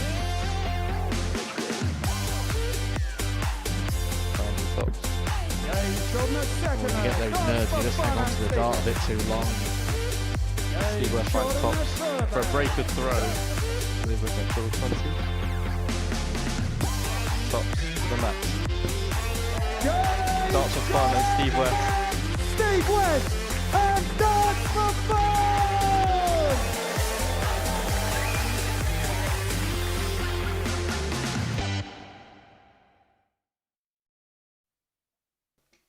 If you don't like the level of darts you've seen today, then I'm not really sure what you're looking for, because today has been rather special. Only on a couple of occasions have we seen someone average under 90. And twice, we've already seen someone go over the 105 mark. This is a special day in the Modus Super Series. And if there's anybody to blame, it's got to be Tommy Morris, because he's the one who's been setting the standards over the last few rounds. But now, he's got Johan Brouwer on the menu. It was an interesting game yesterday that Morris won by 4 legs to 1. But the caveat is that Brouwer has posted a personal best average today on the Super Series stage. So he may be a bit harder to get rid of. Yeah, one of two things can happen. You either try and 99. play better, which he doesn't need to do, or he just does kick on. 100. We see it so often. Someone posts a PB and then just forces the issue a little bit too much. And darts is a sport 41. where it seriously starts to go wrong when you force. Speak from 96. recent first-hand experience.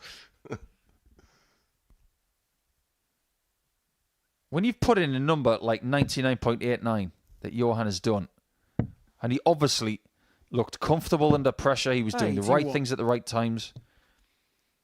I've always said that the most important thing to do after a performance like that is, 138. why did that happen? Yeah.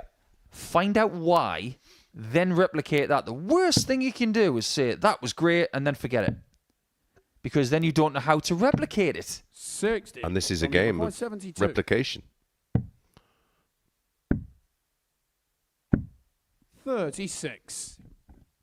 Tommy is so fast and sometimes so good that if you blink, you will miss him hitting whatever he wants. 100. But he's got to hit it this time. 36.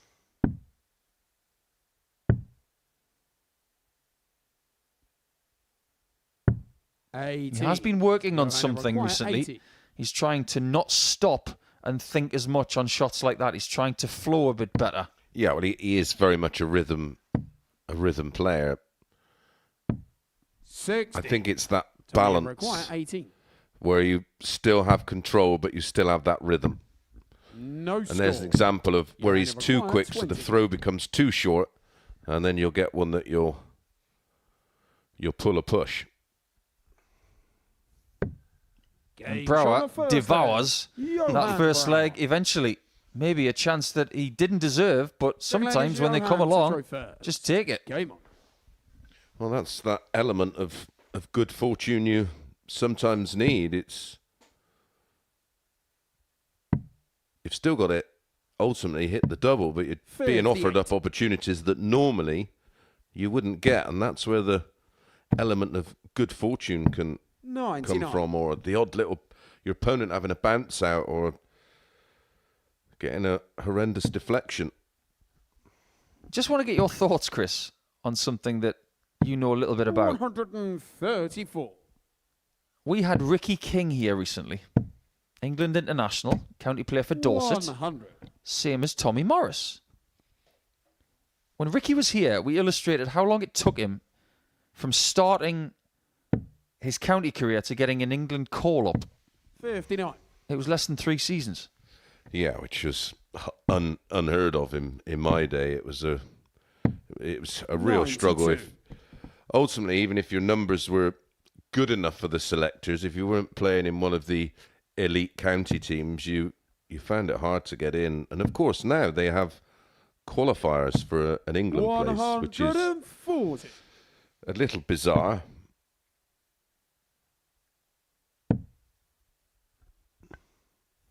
I'm going to flat out say it. I don't believe in that. I think that's wrong. Yeah. I think. Oh, I suppose it's the old phrase. Well, if you're good enough, you're good enough. But I think we tend to live in this world of fast tracking everything, don't we? We want it, and we want it yesterday. I think Johan is fast tracking his comeback here. What's happening here? That is another ton plus checkout for the day. And for what feels like the first time here this week. Tommy's in trouble. Yeah. It all started from leg 1, of course. Johan represented his nation, the Netherlands, at the Europe Cup 140. just 6 weeks ago. Came second overall to Sweden. Did pretty good in the singles, made the quarterfinals. Not a bad first outing as an international. But I think that team is going to be somewhat depleted next year, because I think a lot of those Dutch guys are going to get tour cards. Yep. Wesley Plazier's already got one. And apparently this is what Tommy does when he's 2-0 down. 140. Tommy requires 81. Seems a lot calmer today, Johan. 41.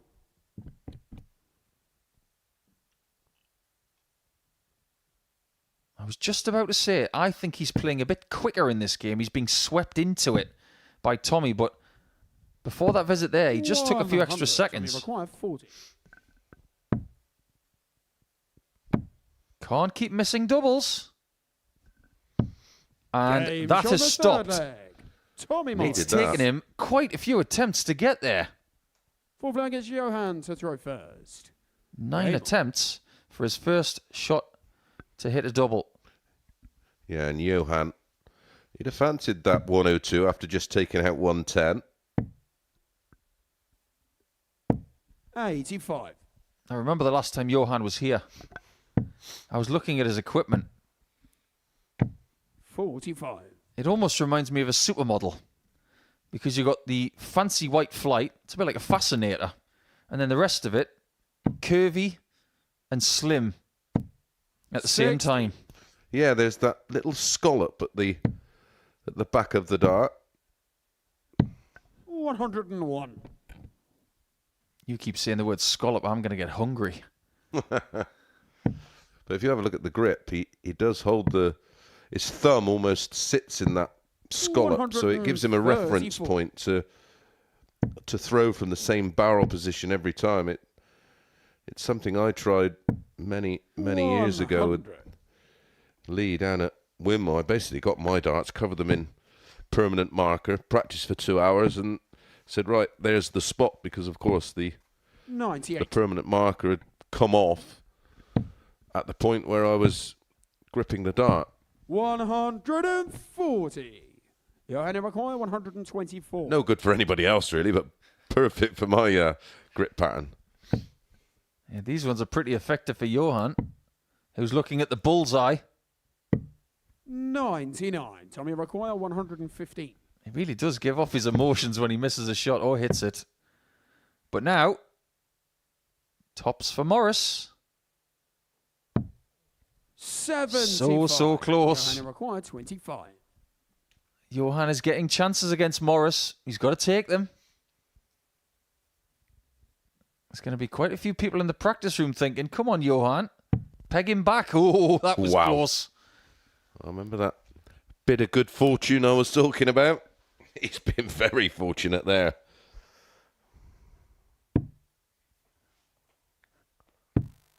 Chance missed. Tommy require. You don't think he's going to get another?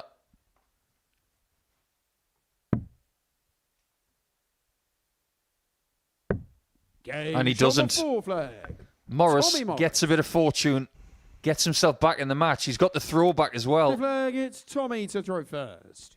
Have you just missed your opportunity to beat Game on. the number one player in this group? And he is livid with himself. He's giving himself the Freddy Krueger treatment there. Such a big opportunity to lead 3-1, and it's just has a different dynamic.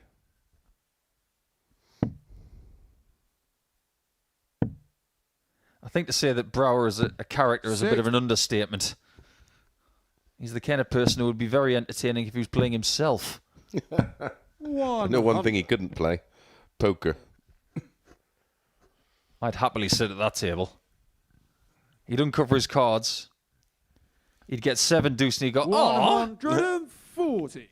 All in. 137. If you want to get that 15 out of 15 in this group, you cannot possibly think you'll dominate every match. You're going to have some really interesting battles along the way. Yeah, you're going to be involved in some gruelers. 134. Looks like he's getting his act together. And how? Tops after 12.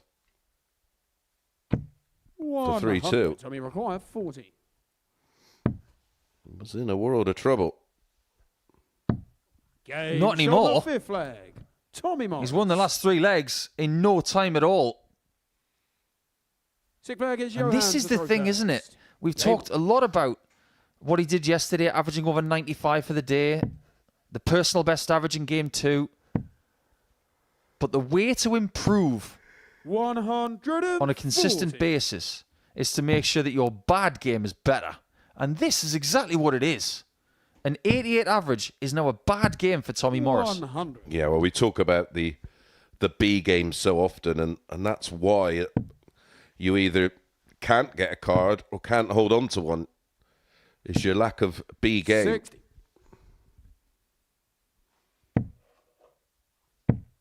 Playing like this, I'm not sure he's ever going to play for the B squad for Dorset anymore. I think his place in the A squad is A-OK.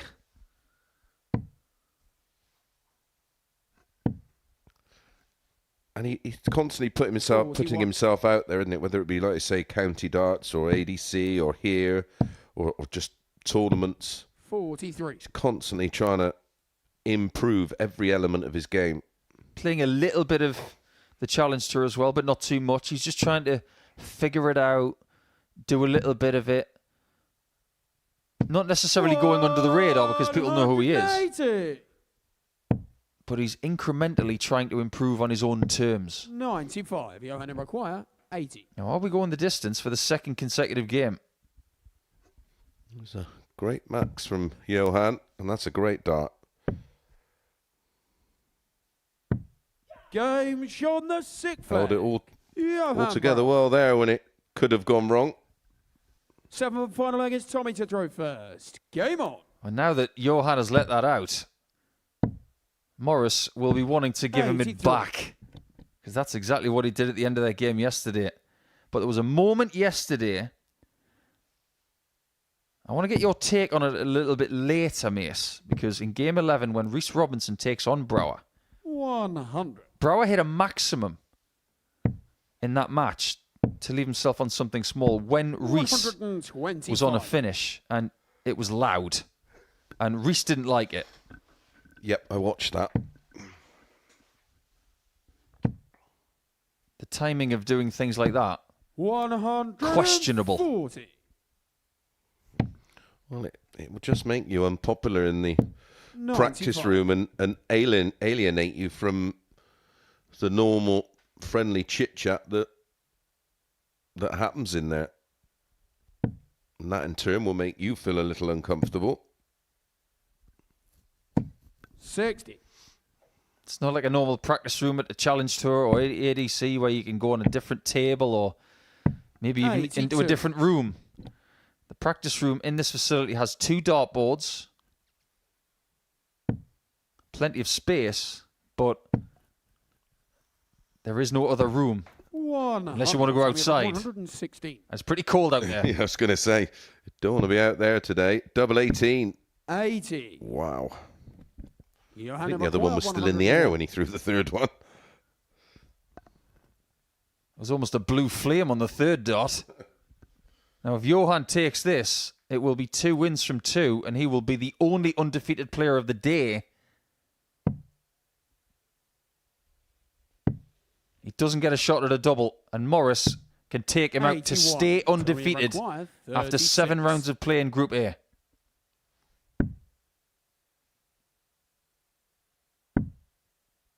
Double 9. Huge dart. 32. Doesn't come out right. Drastically short, and Johan could be the man Johan, you require to inflict the first defeat. 20. And I think Tommy fears the worst.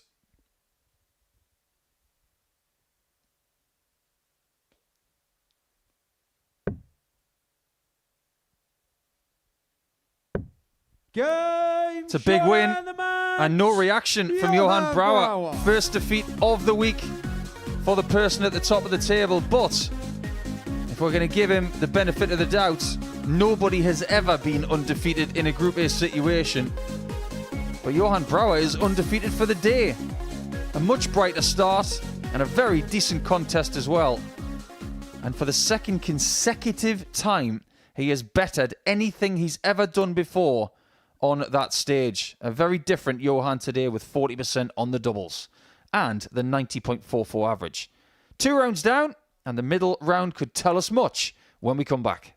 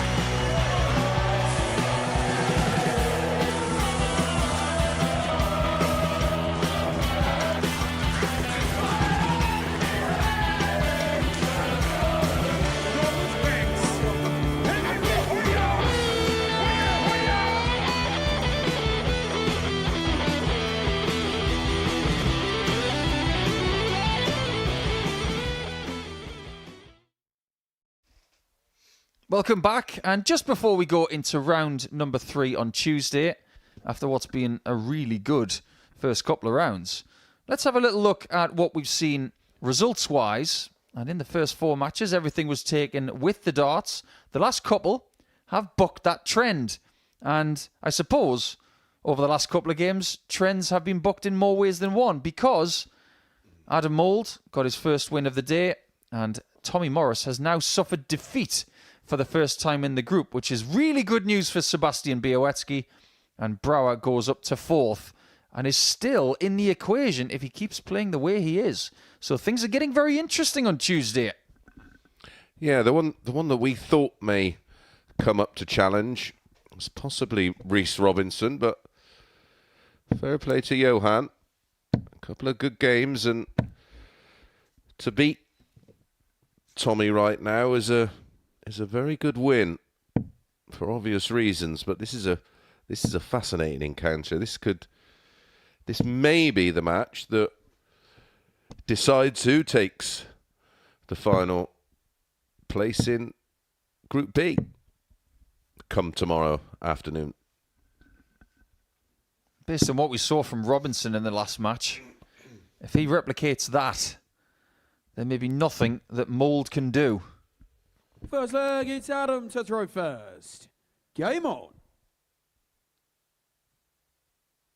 If you were going to put Adam in a town in the UK that is like his name, there actually is a town called Mold in North Wales. North Wales, yeah. 55. Not far from where Charlotte used to live.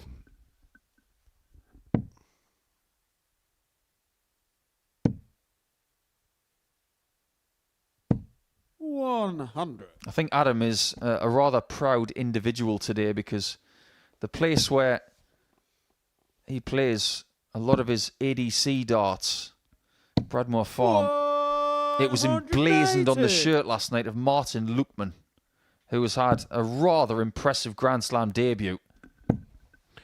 Yeah, he's just completed having his practice room.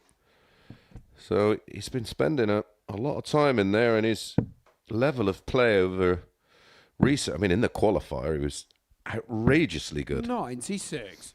And he's continued that on. So, as they say, practice makes perfect. Do you know what Martin Lukeman's favourite food is? I'll have a guess. 180. Chinese. Adam, you're 107. It's a smash burger. Sounds revolting.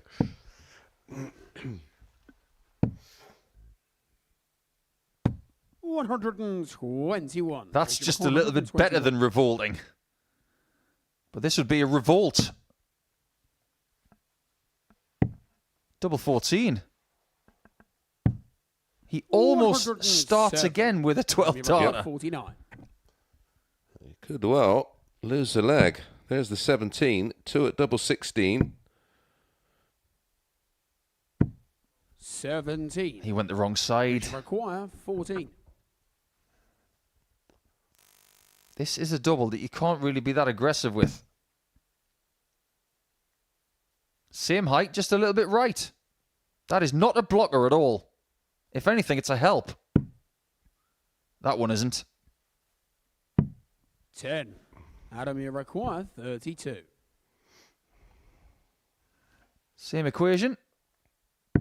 Different Game result. on the first leg. Adam. Now, here's the thing. We saw Reece Robinson in the previous match throw his flat So dart it's Reece to throw first. Game on. to leave an open tops on a 60 checkout. Is there any cause for him to throw flat darts at double 7? Yeah, I think you could. I think that's a good point. It's the way his darts sort of sit up, they lean slightly right. He'd be more a double 10 player for me, rather than the opposite side of the board, where they will just lay across the target if you're on the outside wire. 121.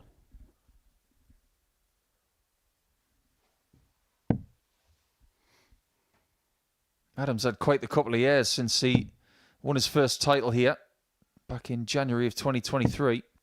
85. Made the Champions Night, made the semi-finals. That was a very successful series. 130. And he's one of the standard bearers of the ADC system, has been for quite some time. Yeah, really embraced it, hasn't he? And plays in lots and lots of events. 77. When that system came around, I'm sure there were plenty of people thinking, well, that's not PDC and that's not WDF, that's not BDO. What's that about? 79. It's amazing how things have changed. Yeah, and it's something I can see getting rolled out everywhere. The venues and the setups 164. are superb.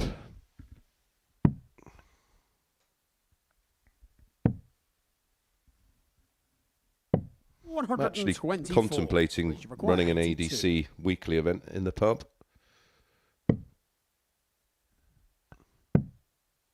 Double top for Robinson. Game shot in the second leg. He is in Reece Robinson. his little zone right now. It's actually not a little zone, it's quite a big zone. Third leg, it's Adam to throw first. But yesterday, Robinson had 3 maximums all day. He's already got 7 today. Yeah, I'm with you. He's 58. He's just in that zone.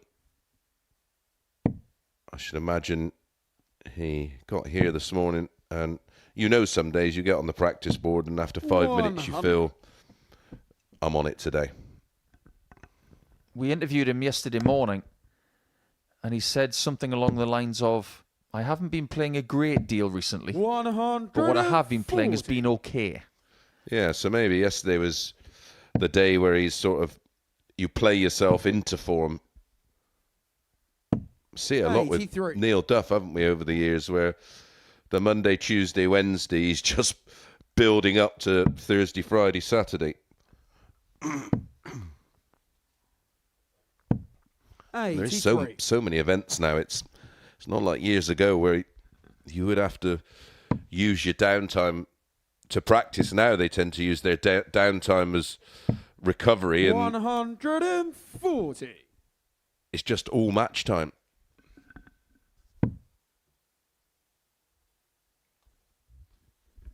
We were illustrating at the end of last week just how many tournaments were happening at the same time around the world. 40. Pretty much every corner of the globe apart from the Arctic and Antarctica. There was something everywhere. 156. I'm sure that wasn't intentional, but when it comes to Reece, I'm not sure. You might like double 11. Yeah, it was 60. just a dart with little to no concentration. Just thrown in the general direction. Yeah, beautiful adjustment. Third leg. Reece Robinson. 15 dart leg followed by a 14, leads 2-1. Guess what? Averaging in excess of a ton again. I think one of the words that I've heard to describe Robinson is infuriating.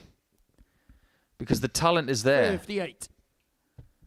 But I take that with a pinch of salt, because I don't think that every dart player who has the amount of talent that he has wants to be a top pro. And it's nice to have a choice. Yeah, I mean, being a top pro comes with lots of sacrifices. And some people don't want to sacrifice. Yeah, they have a life, because darts isn't a hobby at that level. It is a way of life. It controls your life. It's everything. They were talking yesterday about Luke Humphreys. They were saying that his little boy hasn't been very well recently. Yep. And 45. Other dart players have had similar struggles with family members being unwell or children, Roby John Rodriguez especially. And it gives you a greater deal of perspective about the importance of some things like darts. Well, you listen to Gary now. He says during sort of the lockdown periods where he got to spend time with his family, he realised how much he missed it, and that's why now he's very much, and I use this term loosely, a part-time player. 100. I'm not going down that rabbit hole. The thing is, you can describe yourself however you want. It's 2024. 100. Adam, you reckon 151. Well, there's the one. Can't get 150 more with two darts. But I assure you, Robinson can get 98 with two himself. If one of my kids described himself as a cat, I'd lock him in a room with a litter tray and a tin of kitty cat and say how long they remained being a cat. Double 12. 86. Right on line. Adam, you require 130. Just short on the throw, wasn't it? Stay on that line. Double 5. That's the second time we've seen that finish this week. Adam Mould. A wonderful checkout.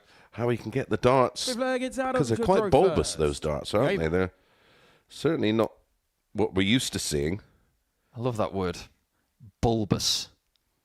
Well, they're like spring onions, aren't they? Yeah, it's a scallion, isn't it? Scallion, yeah. 96. But unlike scallions or spring onions, you don't trim the end off these ones. They're very Dennis Priestley style. Yes. But Adams throws them very differently to Dennis. Dennis used to hover them in the air with a wibble. Here, he's throwing them with ferocity, trying to nestle them close together. 99. And the thing that interests me the most about his equipment, it's bulbous towards the end, but then it tapers quite sharply towards the point, allowing him to do something like that. Yes. 180.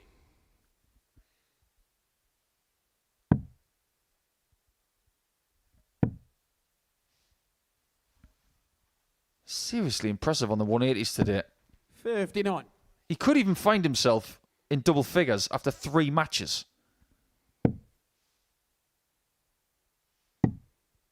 That's a happy accident. That's worked out really well. 140. Yeah, you'll take that on a 11 darter, potentially.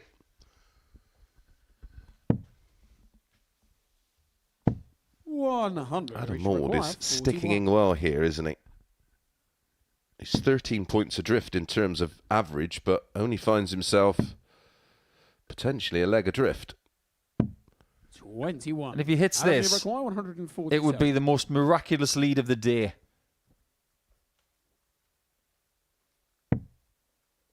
Too much to ask for. Robinson has missed 7 darts at a double in this match, and he's still averaging 100. 20.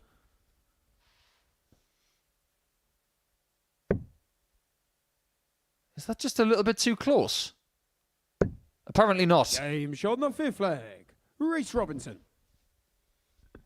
And now has the throw to get the Sebastian job done. Reece to throw first. Game on. Well, Reece Robinson does have his defined darting nickname somewhat akin to boxing. Like Sugar Ray Robinson. 59. Sugar Ray Leonard. Sugar Shane Mosley. So, who wins between Jake Paul and Mike Tyson? It shouldn't be happening. 140. Is that because Jake Paul's going to get severely hurt? I don't know. Remember, it was not that. 57. Well, Kevin McBride and Danny Williams beat Mike Tyson towards it. Legitimate boxers, of course, but it's 30 years younger, and 60. Yeah, I think it's horrible. I get what you're saying. It seems not a good unsafe. look. Yeah. 58. And if something bad was to happen, a lot of people would come out the woodwork and say, well, it shouldn't have happened. Well, probably the same people who would say we wanted it to happen. 140. But what's about to happen to Robinson might be somewhat hurtful as well, in a very different way.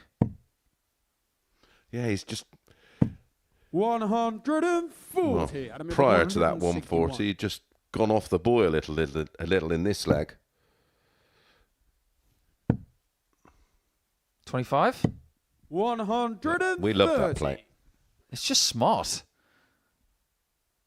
You look at dart players in this venue and you think that they're trying to mimic what pros are doing on a regular basis. It's exactly what you need to be doing. Education, then execution.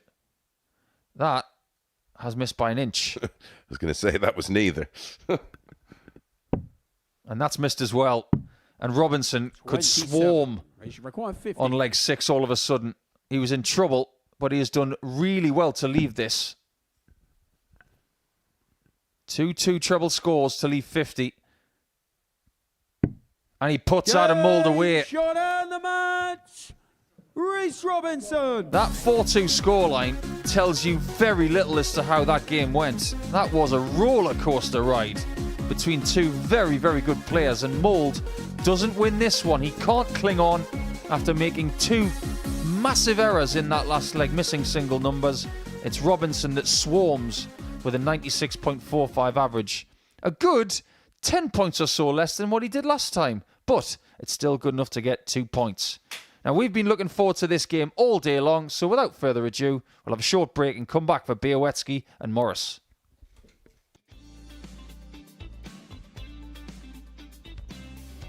This will be some way to win 4-0 again.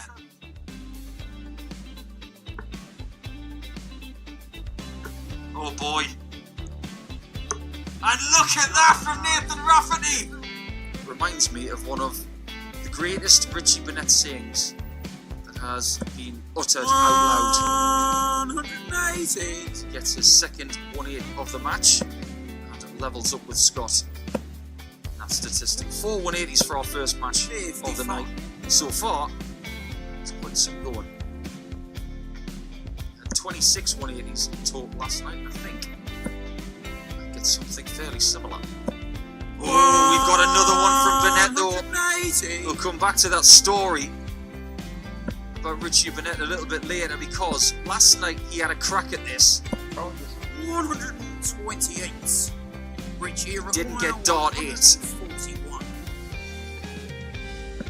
He's got the 60. He's got the 45. Double 18. Richie Burnett hits a 9 darter. Get in there, the Prince of Wales.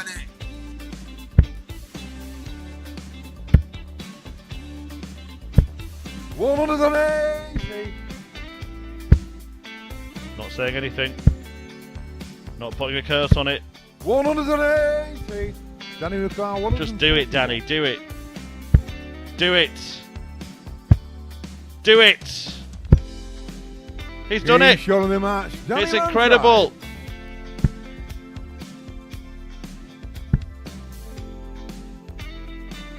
$180. Win for Jeffrey Swan defeating and Ivan Bode at 6-5 as 59. Johan finds his first max of the match. It's the first max. This one in the opening game. Like buses. 180. This will be some way to win it with a 9. 140. Only require 141.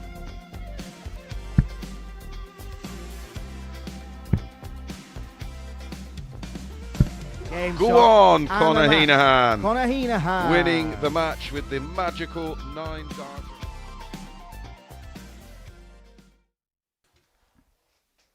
Welcome back to Portsmouth. And after 7 games today, we're about to have our 8th. And this is the headliner. At least it was at the start of play today. And I'm sure it still does because it is the number 1 position against the number 2 position. But after what we've seen from Reece Robinson and from Johan Brouwer today, people are starting to grab the headlines themselves. However, the winner of this one, they will be top. It's just a question of by how much. If Bialecki wins, he goes to 12 points and will go top the table. If he wins by a little bit of a margin. Morris, if he wins, he goes to 14 points, 4 points ahead. It's been the tiniest of shifts. Seb this morning was 8-13 favourite to win this one. He's now 8-11. 45.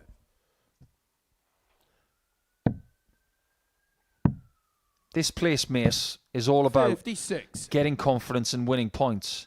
But it's also about how you respond to defeat, which is one of the unique qualities of the Modus Super Series. Yeah, because of the multiple matches, it's that having that bounce back ability 100.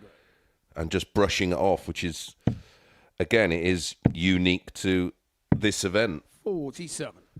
You can go from 0 to 0 and back again in less than an hour. I suppose that's what makes it so 2020s, because it's so rapid in its nature, and Tommy is 140. rapid himself. Yeah, there ain't too many quicker, that's for sure. The Grand Slam of darts, when it started in 2007, it was all about playing one group game per day. Imagine if we played all 3 on the same day. I think they would feel slightly differently about it. 100. And Luke Humphries, he's lost his first 2 group games. He's out of the tournament. And then he wins against Mickey Mansell last night. 140. Sebastian Played quite nicely last night in bowing out.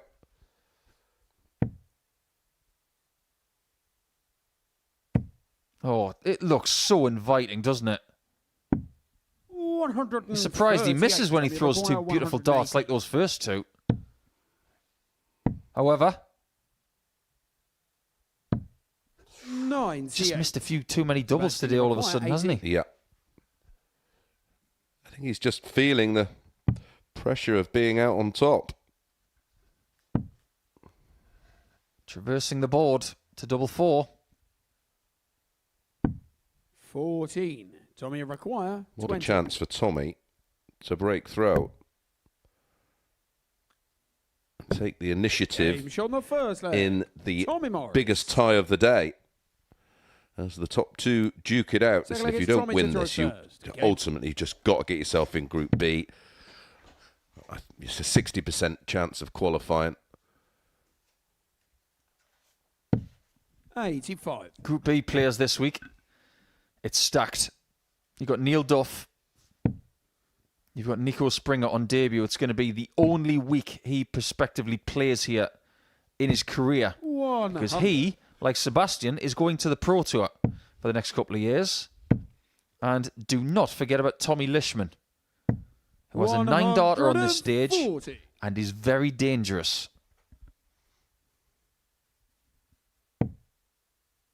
If you go to Group C, you've got a small matter of Adrian Gray in your way, who boasts a perfect record of making Saturdays. 180. And he's made it through Group C every time. David Davis is there as well, and we know how good he can be, as well as Paul Dulson, and he will be on debut as well.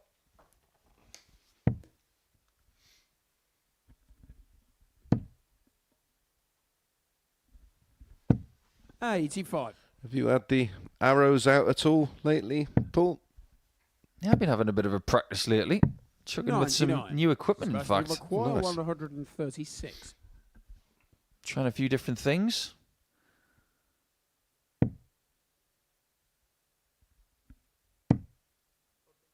That one's not in, but the next one might be. 60. Ran out of room. And wiggle room is what he's running out of if Tommy takes this. 54. Yeah, looked at the double 18 for tops. Nothing wrong with that. So it's only going to be one dart at tops. 56. If he does miss tops, it's usually low. 40. I think Tommy needed that, a clean hit, to forget about all of the misses that he's had in the previous match. Sebastian to throw first. Game on. And now he's thinking more about how he moves forward in this game as opposed to what happened in the previous one. Yeah, he was just 3 from 18, 15 darts, missed at doubles in that defeat to Johan. 140. That thing I said earlier about this prospectively being the end of someone's season.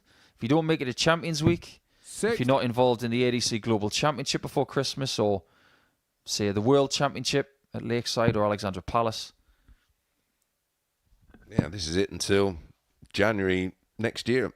And this is probably the right time to assess where you're at and what you're using. 100. Probably not a bad day to assess what you're using because it's Winmore launch day. Yep, certainly is. No doubt some more innovative products. And when it comes to things like that, what people are looking for are revolutionary products, things that you've never seen before. And you're also looking for evolutionary products, things that you have seen before but that are better.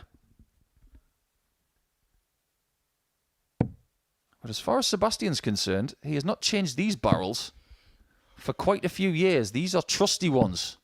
45. Tommy require 161. Tommy made an evolutionary change, didn't he? 99. And it might revolutionise his darts career. 16.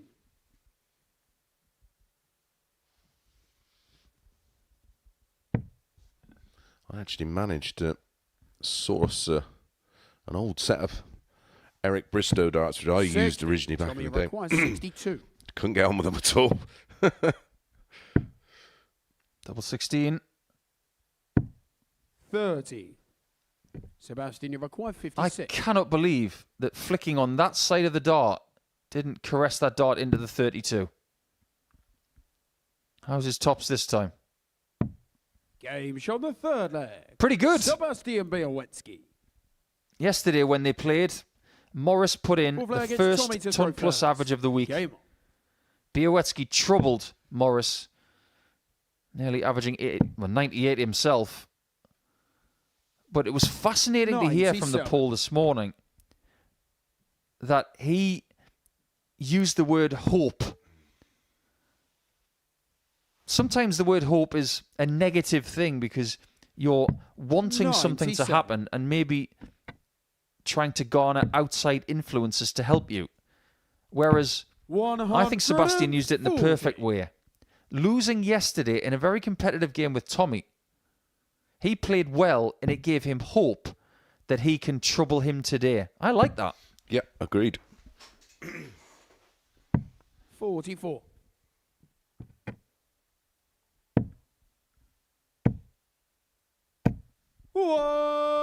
$180. Got another 6 in there. I think Sebastian's glad he can't. He's so far behind that he can't even put pressure on. 84. Tommy require 84. When Morris hits 180s like that, you wonder how he ever misses. 66 left. That's confirmed. 43. That's fine. He has options when he returns. Well, he can leave any double he chooses from here.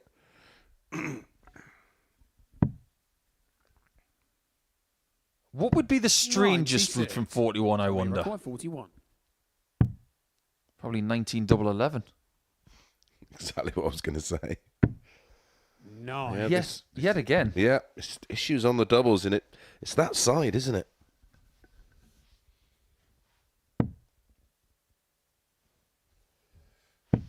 It's really important to understand how your darts behave in the final Tommy third require 32.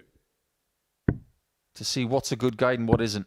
Game shot on the That one fourth obviously leg. was. Tommy Morris. But a tip for everybody out there, if you want to know how your darts behave, Fifth leg, it's Sebastian to with throw first. the ubiquitous technology that's out there with slow motion cameras, have somebody film you throwing a dart over your shoulder, and then you can actually look at it in slow motion and see how it behaves. Yeah, exactly what I used to do on the coaching 50. days for pretty much absolute beginners is literally, I think it's easy for people to 100. understand if they see what they're doing and rather than what it feels like. So I would do a 360 degree slow-mo so you see it from every angle because often the feet are not placed in the right position. There's too much twist in the hip which will affect the upper body. 137. And like I say, just get yourself a cheap tripod or get a friend and just film yourself throwing and you'll learn so much, 140. as Paul says, about the way the dart flies, the release point in the hand, how they land.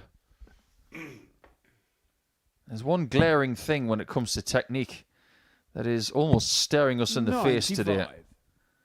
It is the follow-through of Sebastian Bialecki. It is so close to perfect 140. that it may just be the best in the world.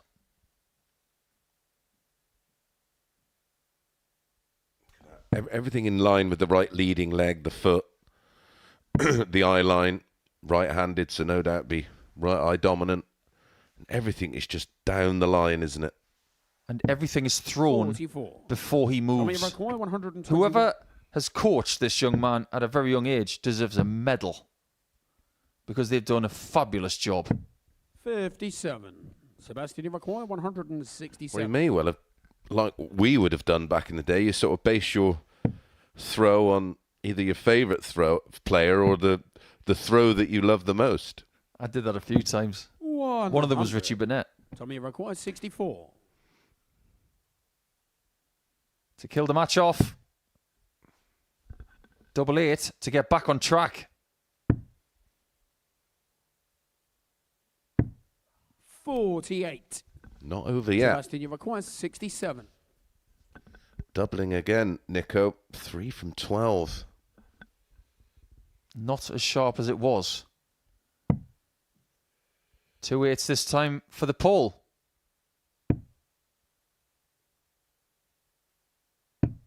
Game Very shot well the fifth found. leg. And you could see right there, he had half a bed to aim at. I think Tommy is understanding that beating Sebastian is never going to be simple. 140. Well, they went all the way yesterday. And it was 4-3 to Tommy with a 100.26 average, but Seb wasn't too far adrift. 97.37. Here's the funny thing about leg six. Match of the day, wasn't it? Oh, it absolutely was. 100. Not even any debate about that. The funny thing about leg 6, though, is if Tommy Morris wins leg 6 against Sebastian today, he will win the match. When in fact yesterday, when he won leg 6 and made it 3-3, he thought he won the match, but he hadn't. But then he would go on to win it anyway. 100.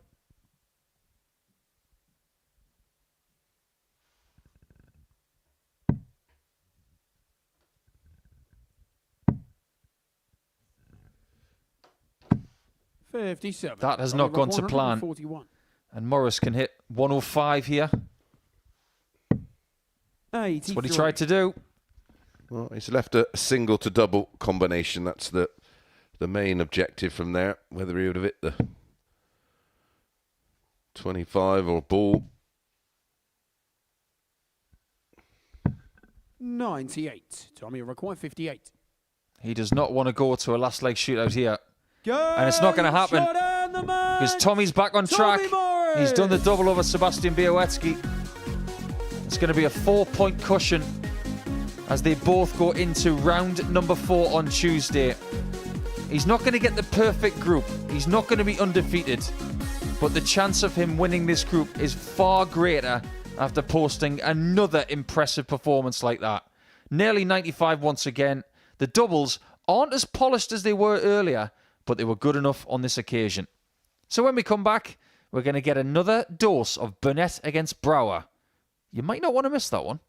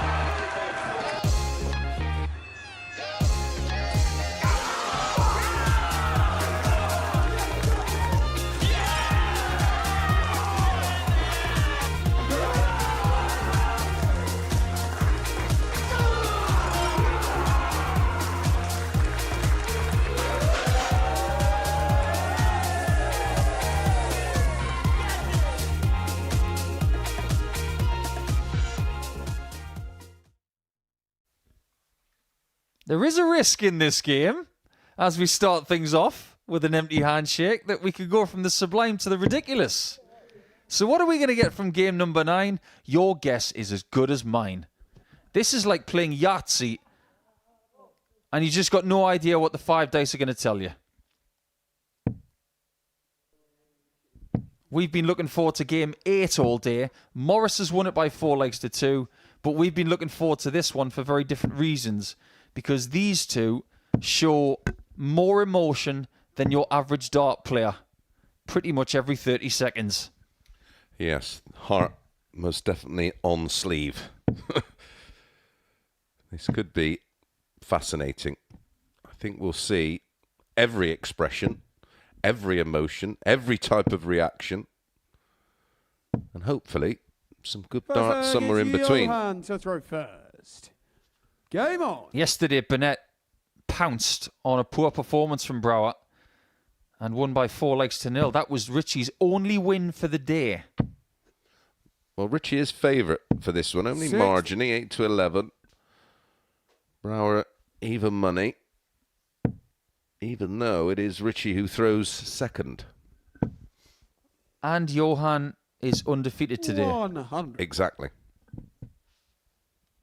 I would classify that as value. Yeah, and he's produced a personal best average, which he should be buoyed by that, as we've already discussed. 104. I'm with you. The value for me is Johan at even money.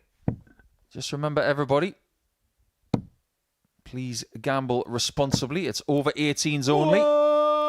And gambleaware.org for all of the information you need on responsible gambling. When the fun stops, stop. What a riposte this is. 140.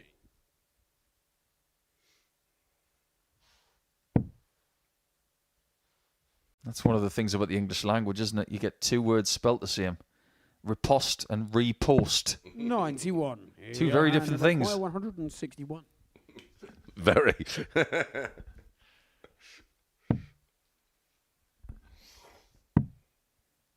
Now, Richie has got himself on 56. a number that everybody Richie require fancies. 130. 420s in bull to get the lead. Said bull. Bull, he says! On the first leg, Richie Burnett. Second leg is Richie to throw first. Game on. And by the way, when you said you did model your throw or like the throw of Richie Burnett, you were on about 1995 version of Richie Burnett. Yes, I still have my back intact. And I don't have a somewhat displaced cervical vertebrae. Because in 1995, it was a very compact throw. It was all about minimal drawback as well and a beautiful follow-through. There'd be a few little tweaks in there, but when I was a kid, it was Russell Stewart. 26. When I was a teenager, it was Richie Burnett. And then I actually figured out that I needed to throw like I do. But there's elements of things that you would have picked up on. I agree. I mean, if you're starting out, just go and spend a couple of hours watching John Lowe throw a dart, and if you can get sort of anything... 62.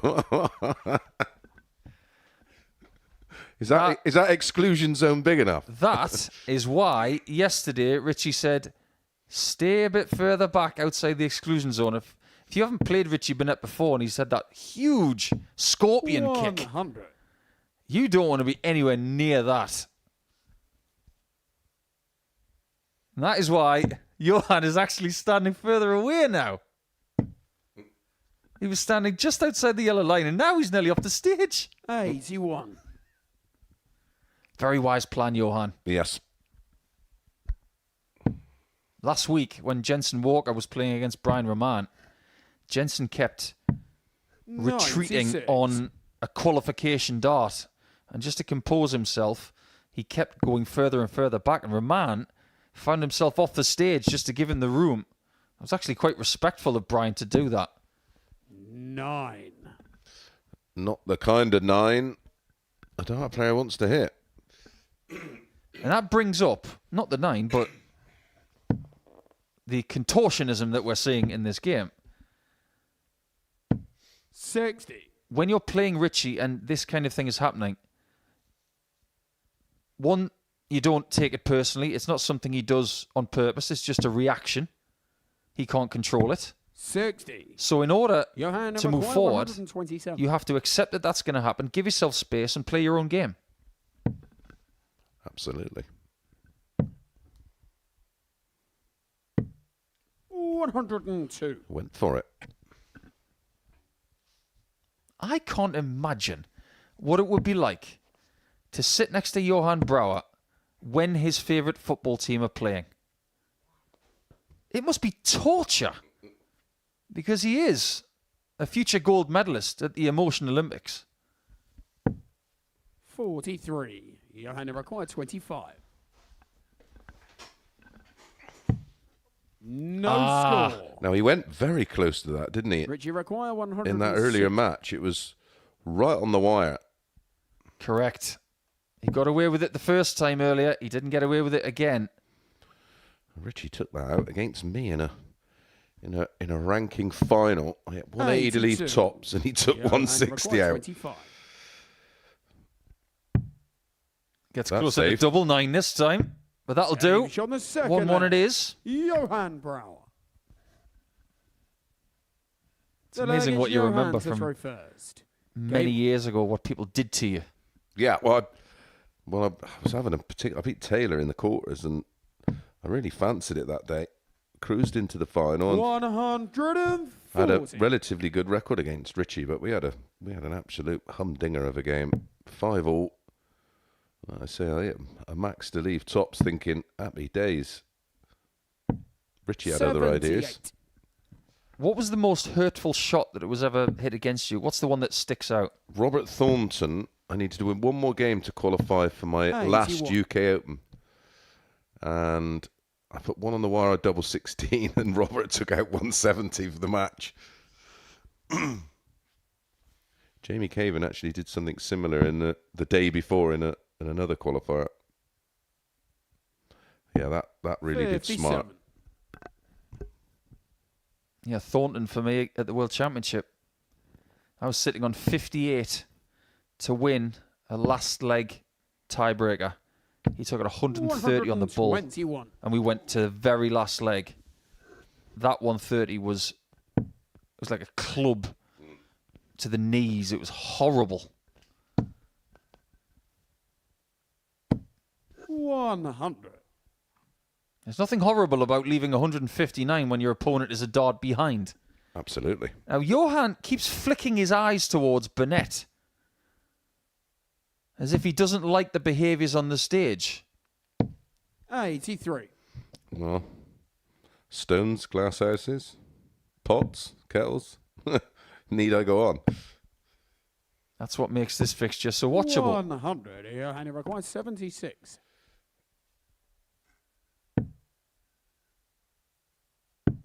Double top.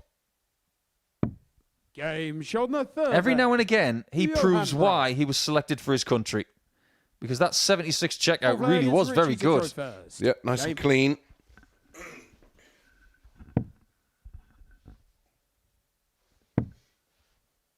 I don't think it's a case of he enjoys showing his emotions. I think he can't hide them.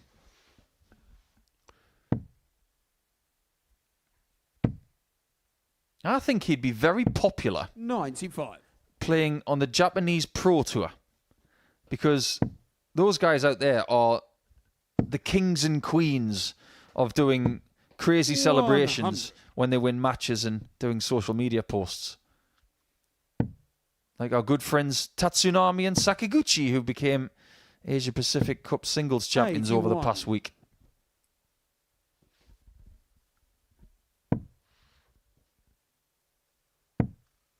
By the way, that conversation we were having about there being 100. tournaments all over the world every single week.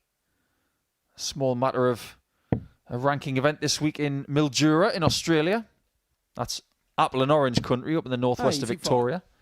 You've got the Seacoast Open in New Hampshire this weekend. And the Ted Clements Memorial, that's happening in New Zealand. 55. So good luck to all of the players playing in those events. And the Grand Slam. And the ADC and the 99. Richie Burnett, see? 146. Super Series and ADC Winmore Tour Championship finals this Saturday afternoon. You don't want to miss that. Whoever wins that on 41. Saturday afternoon will be the first name on the trophy. Johan require 141.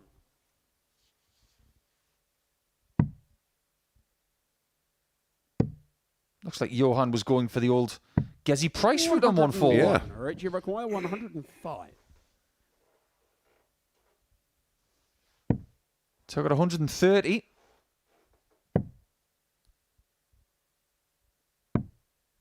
Can't take 105 and might be 3-1 down now. yeah, that'd have been some saver.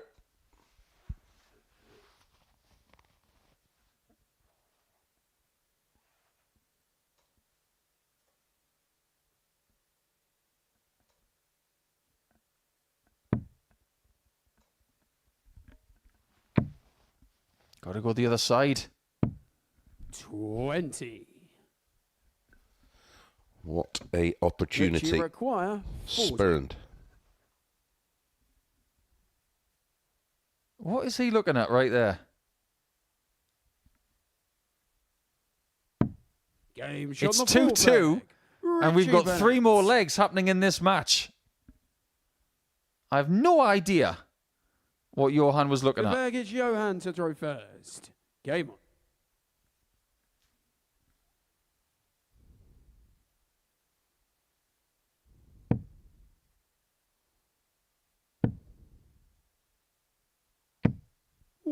Honestly, this game is a bit like trying to give me some Dostoevsky and trying to make sense of it to write an essay.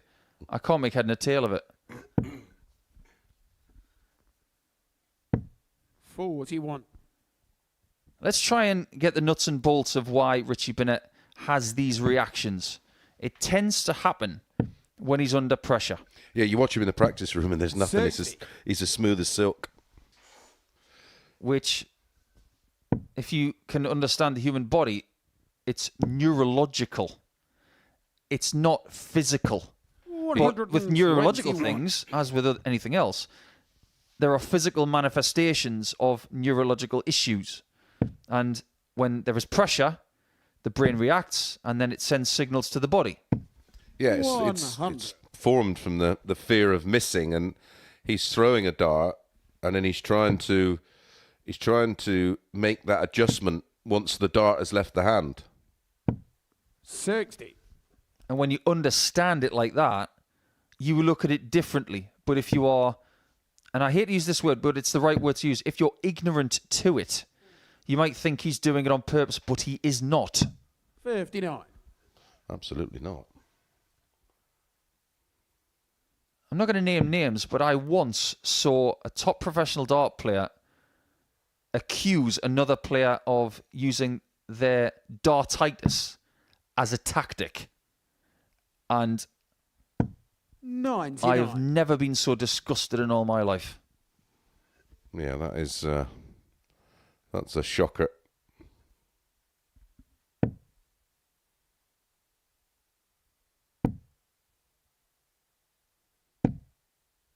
And 82. it doesn't just happen in darts either. If you've ever seen Charles Barkley, the former NBA great, swing a golf club, you can actually see that it happens in other sports as well. Yeah, you see it in snooker. 45. Johan require 100.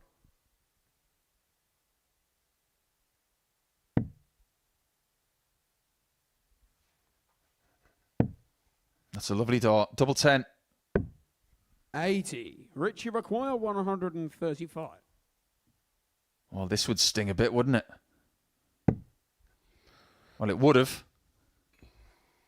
He's done a full 360.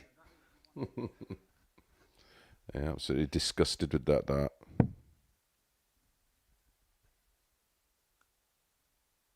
If Johan's going to take exception to the way Richie is... 85. I wouldn't talk to him about it after the game. No, I wouldn't do that. And quite frankly, I don't think he's got any cause to do that.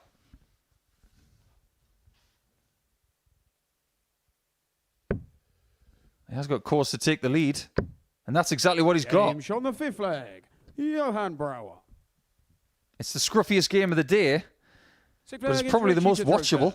Yeah, it's the second time as well. Richie's had himself averaging in the 70s, and he'll be aware of that. He'll be disappointed with his level of play. 95. I've certainly seen him play some real good stuff over the last year or so. There's a really interesting end to leg number 5 there, as Johan went towards the table and just stood in the corner and looked away. He almost looked like the last character in the Blair Witch Project, just standing in the corner. 2 real frustrating darts for Burnett. 59. Bottom wire. I just can't get nothing going at all. I think a 2 treble visit here from Johan gives him absolute control. Let us not forget that Brouwer is still 60 to be beaten today. He's got Reece Robinson in game 11. And he has Bialecki in game 13. So, a lot of games in a short space of time for the Dutchman. 100. And he could do a lot of damage. Yeah, and the table sort of getting locked up for, well, as far as P3 is concerned. 100. He's in a dogfight right now without a mould for that spot. But Bialecki is not in the distance yet. He's only 2 points ahead of 8 points. 82. I think the despair there for Burnett was knowing that he couldn't leave a finish. This is a spot where Johan can win the match. 140. That may be the visit that does that for him. 90. Johan required 101. This would be his only ton plus finish of the match if he were to hit it. No such joy. 49. Richie requires 75. Yesterday the game was completed in 4 legs. This one might be done in 7. Game shot on the 6th. Easy as that. And if Richie Johan walks Burnett. away from this game without the points, 7 from final leg. It's he'll Johan feel to like throw he's first. lost 2 points Game on. that were right there in front of him. The chance was there, but you've got to give Burnett credit. He took care of that 75 with no problem. Yeah, and he's taken out a key 130 that was instrumental in staying in this contest early on.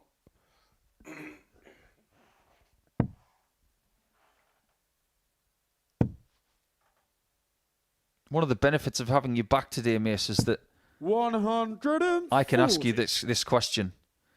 Who was the most awkward opponent for you when it came to stagecraft or the way they behaved? 59. Probably Peter Manley, because he was, apart from a very good player, of course, he was very vocal. Not in a way, not in a cheating way, but before the match, when he used to come off after a set, or yeah, he just knew how to rattle you. I know what you mean. 55. Only played Peter a couple of times. But one of the benefits of playing him towards the end of his career is that I was able to get some intel. And let's face it, if Brouwer didn't know this was going to happen in this game, he hasn't been watching for the last 30 years.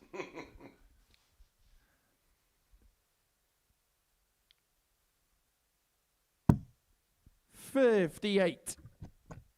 Well, why, oh why would he do that? Just a miscount, isn't it? Needs to fill it. Or maybe Burnett has found his perfect muse in Johan Brouwer. Because the only person he's defeated in this group to date is Johan yesterday. And he might be on the cusp of doing it again. Yeah, maybe because of that fragility with Johan, he's able to get under his skin. Certainly looks like it by some of the looks he's given him in this match. Are you trying to somewhat roundabout say that Richie is treating Johan like a Christmas turkey because he's getting right under his skin. And he has again with a 4-3 victory. It was a long game, nearly 20 minutes. But Richie had to work very, very hard to get the result. Johan is still trying to figure out how to play him. He's going to get another chance tomorrow at least. But he will go into that game knowing that Richie has beaten him twice. When we come back, we're going to start round 4.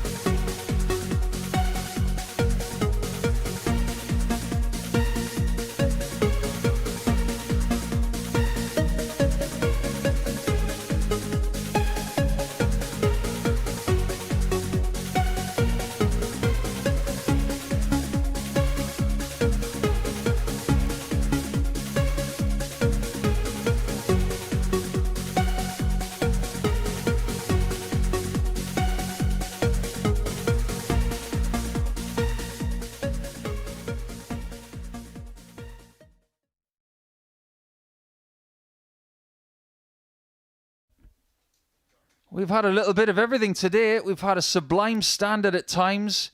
We've had great 4-3 battles. And we've had somewhat unpredictable behaviours in the previous game. But this is what we've got to date. This is after 8 rounds of play. As you can see, everybody's played 8 games. But differing fortunes. And you can see that Morris is 10 points ahead of Richie Burnett at the bottom. However, there's a small gap between bottom and third at this stage. So Burnett still harbours ambitions of possibly making a Group B spot in the top half by the end of tomorrow. But Morris, he's in charge. Bialecki, who plays right now against Mould, so it's second against third. Yeah, that was a missed opportunity for Johan, wasn't it, there to join Mould on 8 points. And, well, the bookies expect Seb to do a bit of a job on Adam. He beat him 4-0 yesterday. He's 4-9, Seb, to win this one. And that would have all played into the hands of Johan in context of maybe just pinching a P3 position and a place in Group B. Sebastian to throw first. Game on. The last game that we had, it almost made a mockery of the whole reasoning as to why we thought Brower was value at even money.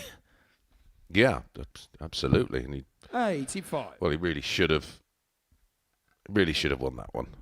That's certainly one that's got away. Richie averaged 83 in that one. Johan 100. off the pace from where he's been all day. If he'd have found some middle ground and averaged around 90, he would have won that one pretty comfortably. 60. Experience pays, and that's what Richie had over Johan, who is still in the early stages of his career. Still has a lot to learn, but still a fair deal to work with. We are seeing a great deal of new Dutch talent emerge, not just from the development tour, the challenge tour, but also from ADC Europe. And ADC Europe actually gave us our previous series champion in Marvin van Velsen. Well, it's interesting looking at 136. 1995 win for Richie Burnett, and just seeing the players that are still around, and names like Steve Beaton, who 55. only in January will hand his card in. Barneveld, he's still around, he was in there. Paul Hogan, who won in the series. Kevin Painter. 134. Peter Wright.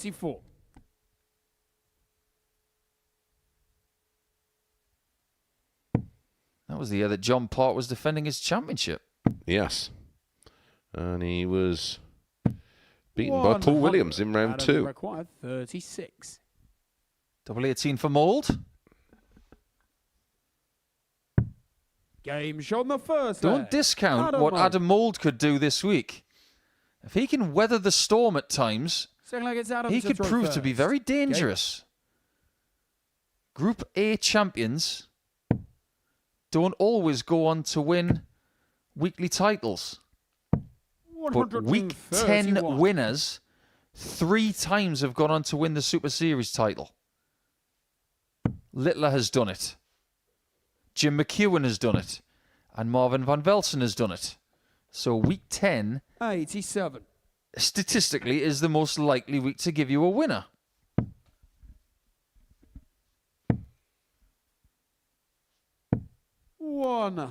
That 95 win for Burnett, by the way, that was 9 years before Sebastian was born.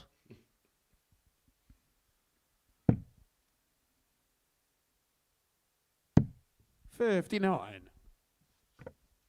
Curiously, one of the people that we've seen in a weekly final in 2024, Nico Bloom, he was the first dart player to play on the European Tour that was born in the 2000s. Wow. Good start. Has a great nickname as well. 97. Flower Power. Adam, you require 130. I love that one. And we love 130 finishes. Well, Richie Burnett does. Got one to start the last match. Options. 90. Well, that's the best one if you hit it, and love tops. Well, Bialecki here has... He's left in the starting gate here. That's his best visit of the match so far. And it still might be too late in leg 2. Some start from Adam Mould, 14 darter, followed by a 13 darter halfway there. This really is going against the grain. Game.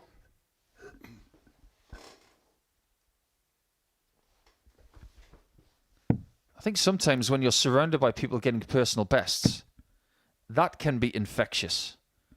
You've seen what 97. Ryan Searle and Gary Anderson have done over the last 2 or 3 seasons.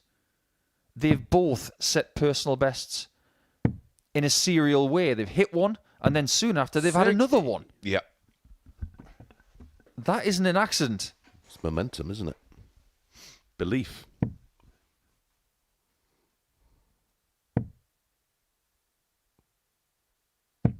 $140. When Sebastian hit his 9 darter here, he hit it in the ideal spot, in my opinion, with the very last dart of the session. 100.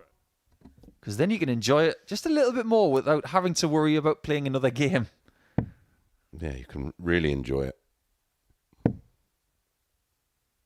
That's probably how Willie Borland felt 58. when he hit one at Ali Pali, and John Walton at the World Masters a few years back. Yeah, when you hit one mid game, it is 60. seriously hard to focus for the rest of the match, and even if you do win that match, you're unable to really soak up the moment because you think, well, I'm on again in a minute. 138. That's what makes it so much more impressive when someone hits one and then they go on to win 96. another game or another match, or indeed the same match in a longer format. Did Luke hit his Littler I'm on about in the opening leg of a match? Why do I think that's a thing? Was it Bahrain? Game shown the third leg. Well, that's a 2-1 lead for Mould now. That's a much better leg from Sebastian. The person Fourth leg, it's who was last to beat Luke Littler in this building. Yeah, semi-final, wasn't it? But it was very early in a match against Nathan Aspinall, wasn't it, in Bahrain this year?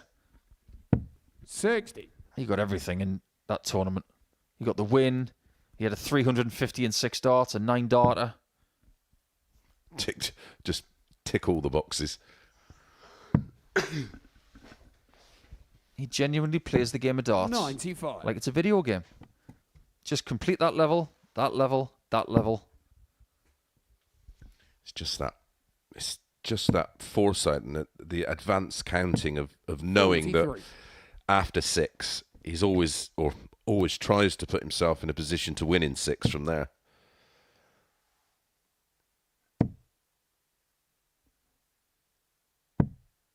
The best piece of counting I've seen this year came from Michael Smith. He had 264 left, and then he went for 17s after that, and he hit 2 treble 17s, scored 122 to leave 142, and then went 51-51 tops. And I thought, who thinks about that? Why? That's like 60. Gary Kasparov thinking 10 moves ahead. Oh, that's right. 102 leaves 142, which is 102 away from tops. That is so far ahead. And repetitive at the same target, which is... Didn't even think about it. Yeah. And when it comes to counting, people forget about Michael Smith.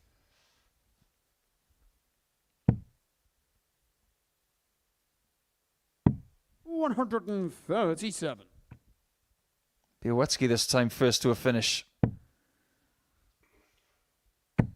But you might be better off having 198. 100. Sebastian Bialecki, 100. This will be a game changer. Shots on.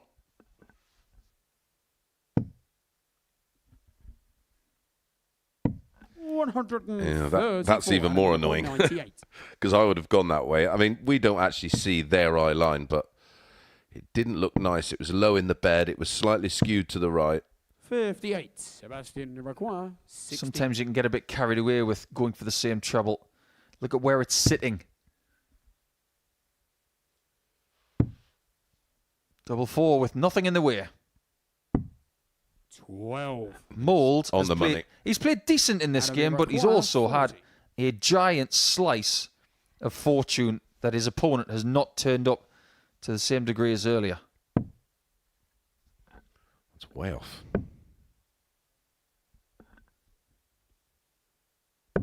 Game shown the fourth leg. They're the ones that hurt. Adam Mould. Yeah, especially after nowhere near, nowhere near. Fifth leg, it's Sebastian to throw first. Game on. Hence the pub darts vernacular of when you nearly miss the board and they say, good guide, and then you hit it with the next dart. It's amazing how many times that happens. 59. The margin between a really good local player and someone who would succeed at this level, it is finer than ever, thanks to the ADC. And it is illustrated by Adam. 2 years ago, he was a good local player. 98. Now he's a regular that comes to Portsmouth and he boasts a decent record. He's made a couple of finals nights and a champions night. And darts is something he thinks about as soon as he wakes up in the morning. some like this to be on the verge of a big win.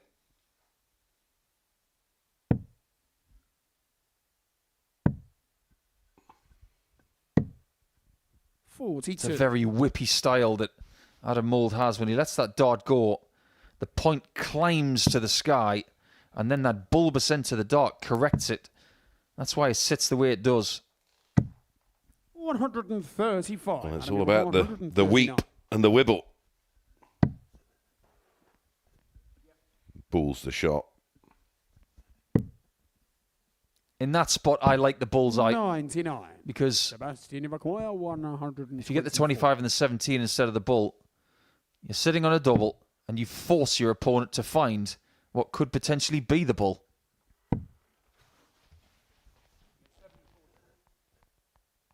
For splash 2, he can't find the bullseye. So unlucky. 40. Double 10. Half of that. And right in the corner. A couple of scruffy finishes from Adam Mould, but it is a vital win for him. That gets him level with Bialecki on 10 points. That's a big win for the man in blue. A defeat for the pole, but a huge win for Tommy Morris, who now has a game in hand. And when he wins it, potentially, if he beats Richie Burnett in Game 12, he'll be 6 points ahead. That's what we've just seen, a 4-1 win for Mould. A really good average as well, nearly 93 with decent doubling. He'll be buoyed by that ahead of his next game, which is not far away. So, we'll take a short break, and when we come back, it'll be Brouwer against Reece Robinson. Now, this game was rather interesting yesterday.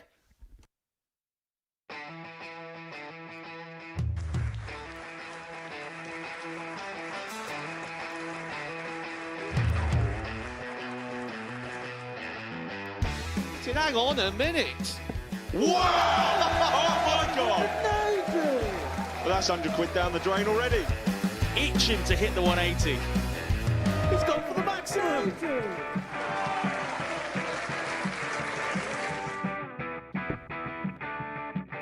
18 for the bull. Bull. 53. No, he said bull. That's a great first out from Adam. Oh, look at this. He's going to leave Scape. Oh, can you believe it? That is unbelievable.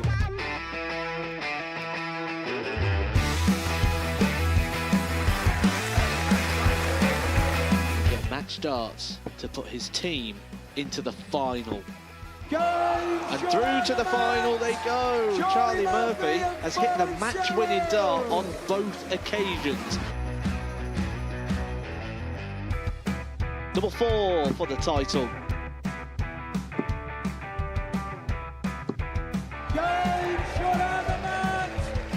Please show your appreciation for the winner of the Influencer Pairs event, George Scaife and Adam Lipscomb.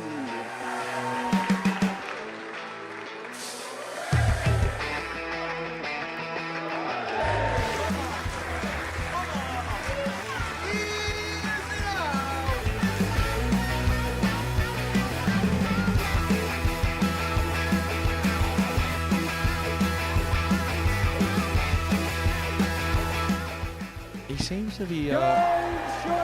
seems to be out. That's what he is. Charlie Murphy. A couple more visits yet.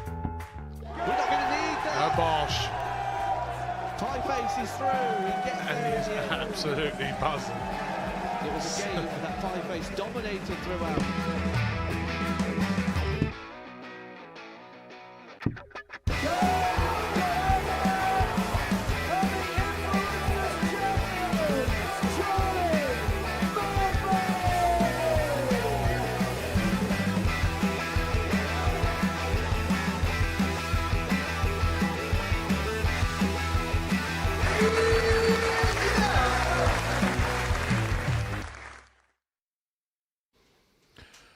Welcome back, and that was a real big moment for Tommy Morris, who won't be in action until the match to follow this one. We've got 5 more to bring you, And this is a fascinating and intriguing tie. How does Johan bounce back from the disappointment of losing his first match of the day against Richie Burnett not that long ago? And Reece Robinson, who has been playing at a seriously high level, he will be looking to dominate this tie. Game on. He lost to Johan yesterday, 4-3, and it was a disappointing performance for him, but looks a completely different player today. 140.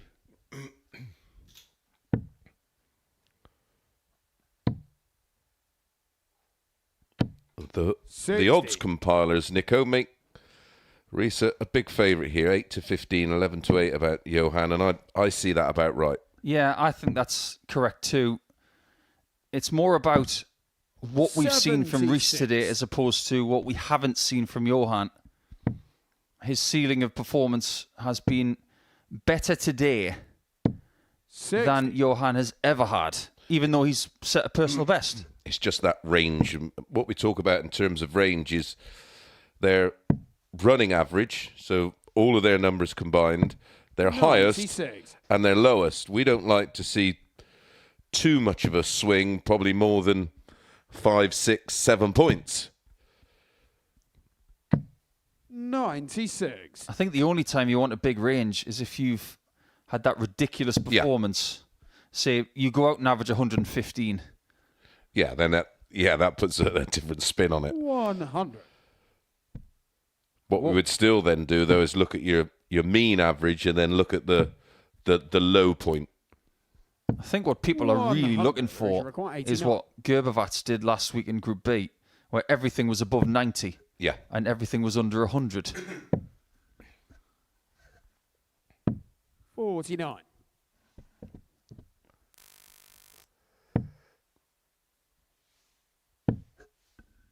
I think the key to Robinson winning this game 60. is focusing on the dartboard. Absolutely. If he does that, Game shot he wins. Reece Robinson. That's a great start. Yep, nice little 16-dart hold. Immediately puts your opponent on the back foot. And Robinson knows where the lens is. Staring down the barrel of it, just like Johan was on the 60 there.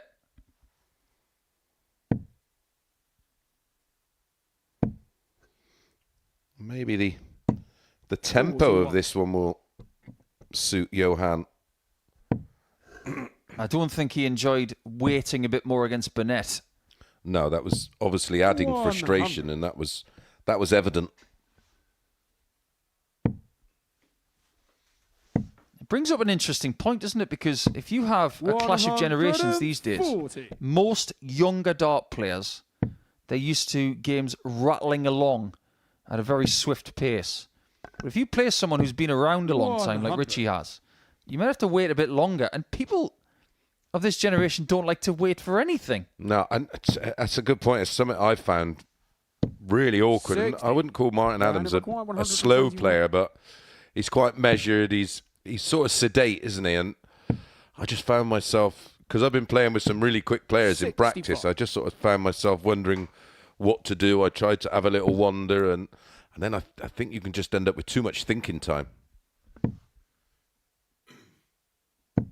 60. And as we know, this is 56. not a thinking person sport.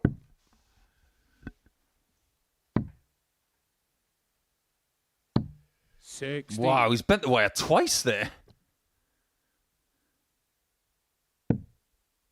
Got to be careful, because Robinson is trying to leave himself something very gettable. My word, that's clever.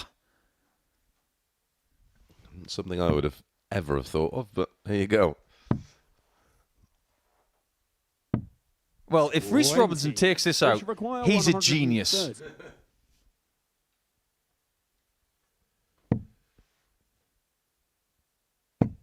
Bull.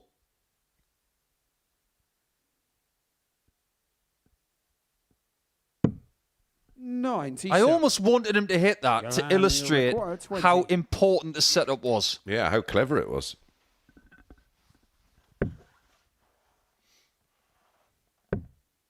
Johan is on visit 3 and No still score. hasn't hit the double. Richie require 33. It's nowhere near Christmas. Did you hear what I said? It's nowhere near Christmas. And this is a gift. It's a real present.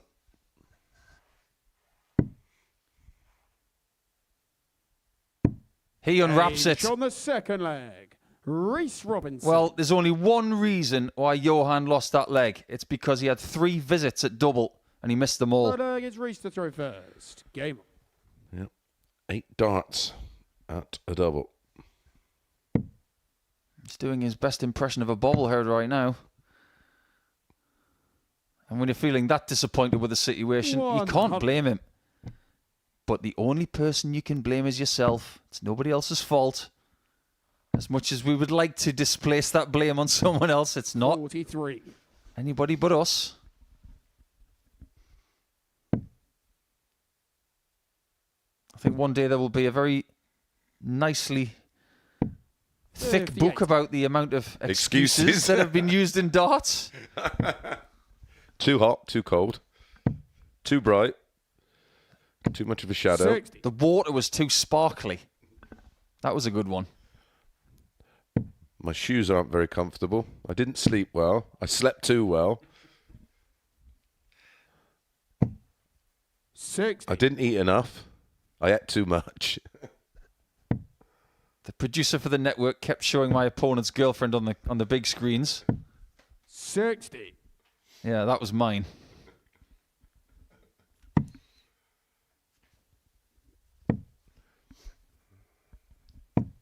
$99. Was he Belgium? Yeah, it was the hybrid situation. 100. It was nothing to do with Kim. It was nothing to do with Dana. It was everything to do with the director. It was the unnecessary usage of an image to inflame the crowd when I was throwing. It was 100. completely irresponsible. I remember it well. Oh, that's a great dart. 140. Reach for quite 84. You got over it now, though, haven't you? I can tell. It's more than 12 years later. I'm still annoyed. Double 11 for Robinson for 3-0. 62. Johan required 98. Brower needs this. Nowhere near. Ooh. 38. Well, Reach required 22. that last start was thrown away in disgust. He's losing this game between the ears at the minute. 14. And he shouldn't have thrown it away. Johan requires 60. Just slide it over the top of that one. Or in between. 20. It's like the tops bed is repelling his tungsten. Yeah, it's like there's a barrier around it. A force field.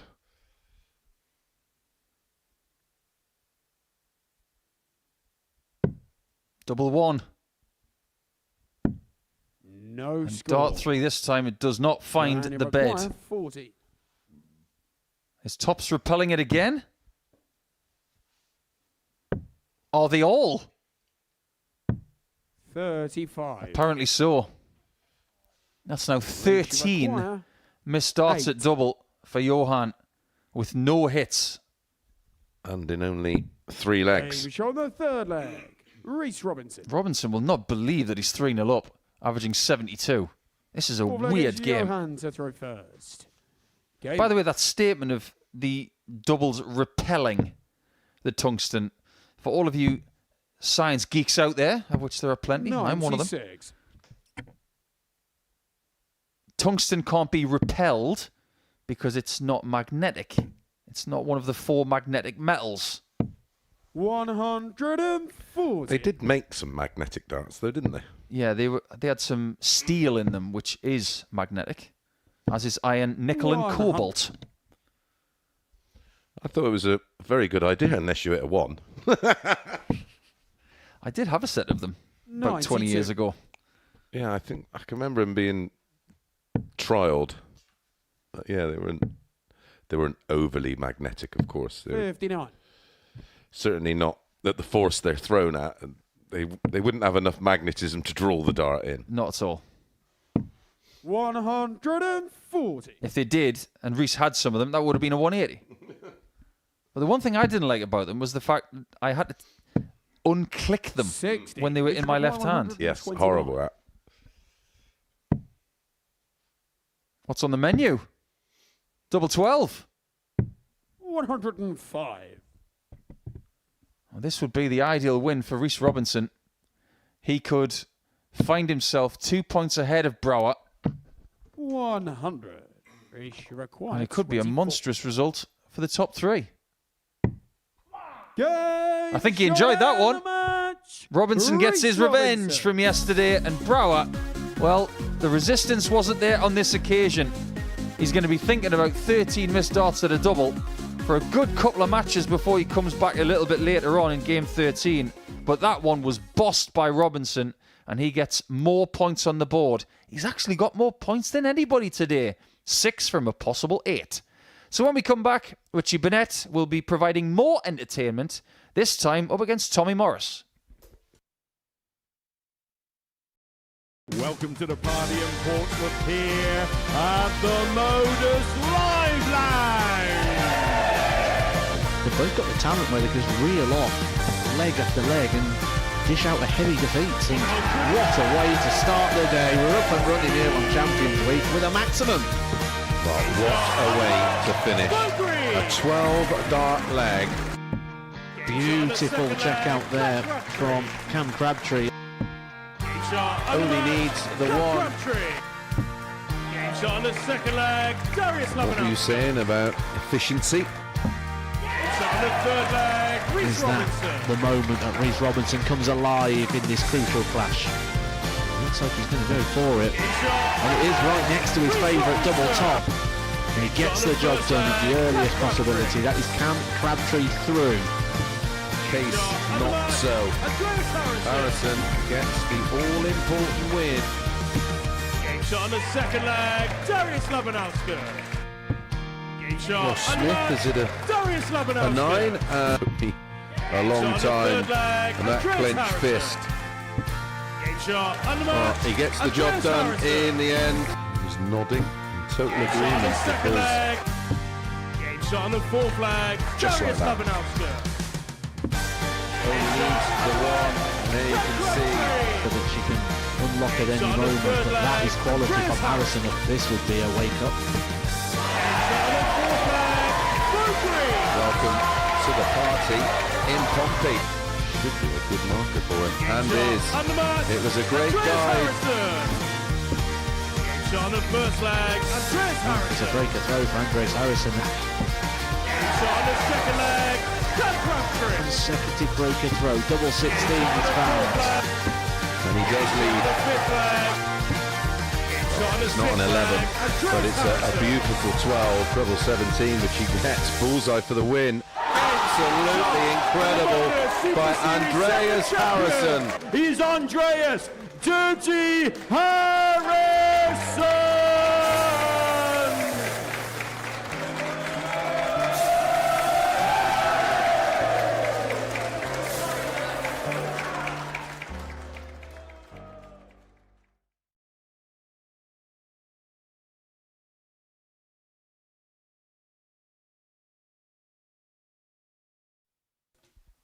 A very entertaining day and a very entertaining round of matches. 4-1 for Mould over Bialecki and 4-0 for Robinson over Brouwer just now. The last game, a tale of hitting doubles, having the same attempts. 13 darts apiece. Robinson hits 4, Brouwer hits none. So, coming into game number 12, Morris now has a chance with this game in hand against Burnett to stretch his lead at the top to 6 points before the end of day 2. It's hard to, at the moment, on what we've seen from both, it's very hard to make a case for Richie in this one. He's 11 to 8. The last one, priced at 8 to 15, Reece Robinson, was no problem at all. As long as Tommy doesn't get embroiled with Burnett. I think this will be a fairly comfortable win, you would think.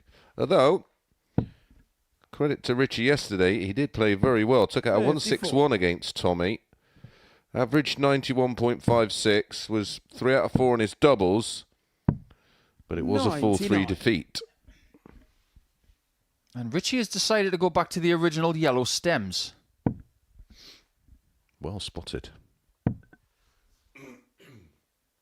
I mean, them floats are seriously old school, aren't they? Yes, they are. They're modelled on the shirt that he wore to win the World Championship 30 years back. It's actually a shirt that he doesn't possess, which doesn't sit right with me. Whoever has got it, give him it back. Yeah, it'd be lovely putting a frame. 100. It's great memory, isn't it? I think back in the time we were all a bit like that. I used to just give everything away, thinking, oh, well, just...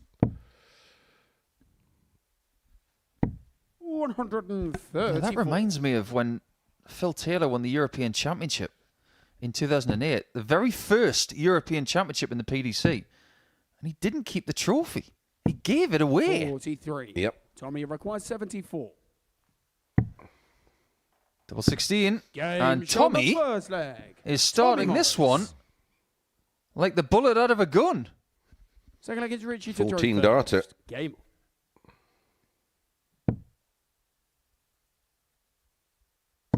And that trophy, by the way, the European Championship trophy from 2008, 100. it is now sitting in a dart shop in Frankfurt.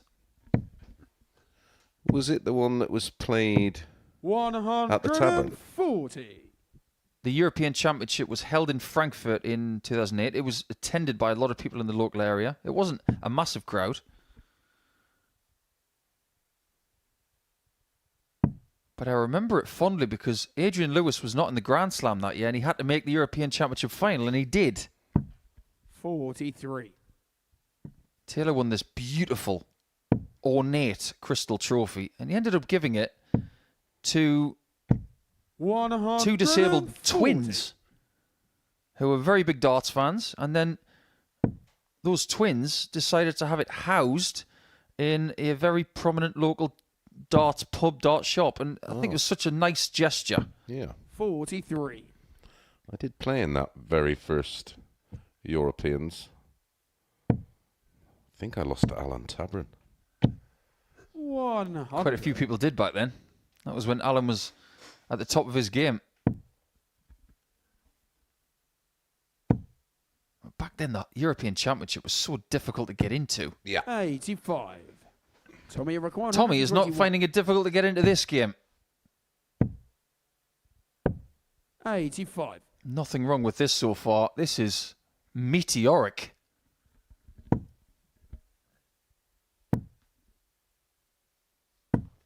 $24. If Richie's Tommy not requires careful, 36. Morris could blow him away. Game shot. Because this start is quite special. 28 darts for the first 2 legs. Yeah, back-to-back 14 darters, and he's making it look very, very comfortable.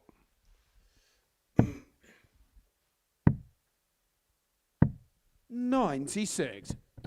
I know that Tommy will be disappointed that he hasn't won all of his games so far today, but the experience that he's garnered here over the last couple of years, it's probably allowed him to 100. take it on the chin and move on better than maybe sometimes that he has in the past. Yeah, well, 100. when you do have that ability to bounce back because you have more games to play, it in a way softens the blow, and you sort of learn from that. And also when you're in games where it's not quite going your way, you find a way out to battle and just graft and grind. I think we've reached a point in this group, though, where certain fixtures carry way much more importance for Tommy. Aside the fact that he can still get to 28 points if he wins the rest of his matches. If he beats Mould 60 and Bialecki, he wins this group.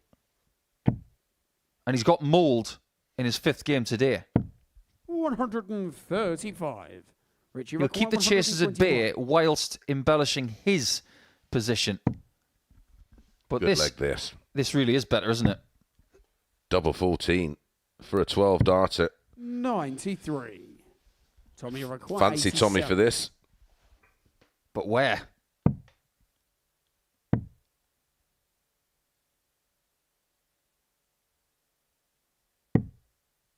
Not there. Richie required 28.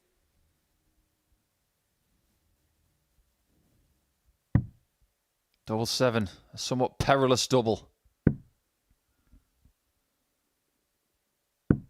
14. He had both doubles surrounded. Yeah, and that's why it's an awkward double, because you Tommy required you don't really 41. attack it with dart 2 in that situation. 17 scored. And it's 1 dart at double 12. 29. You see the way those darts Richie required 40. can behave towards the end. They almost do a triple axel in the air and then go in slightly sideways. How does he hit this? Somebody get him a crane. Needs a shoehorn.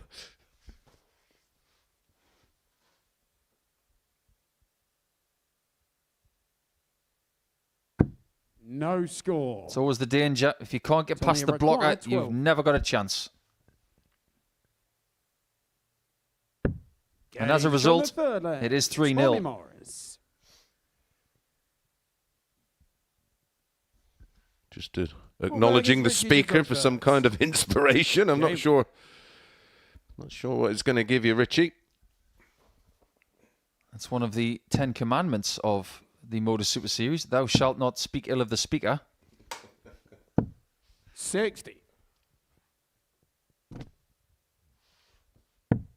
Tommy from the Count of Dorset, of course. 100. One of the prettiest counties in England. There's no doubt about that. Yeah, a county I represented at darts for a couple of seasons with my old pal Dave Jenner. I knew you were going to mention Dave. Dave is what's known in this sport as a bit of an urban legend. 100. Sure was. Got to the final of the British Open pairs with him. Fine player on his day was Dave.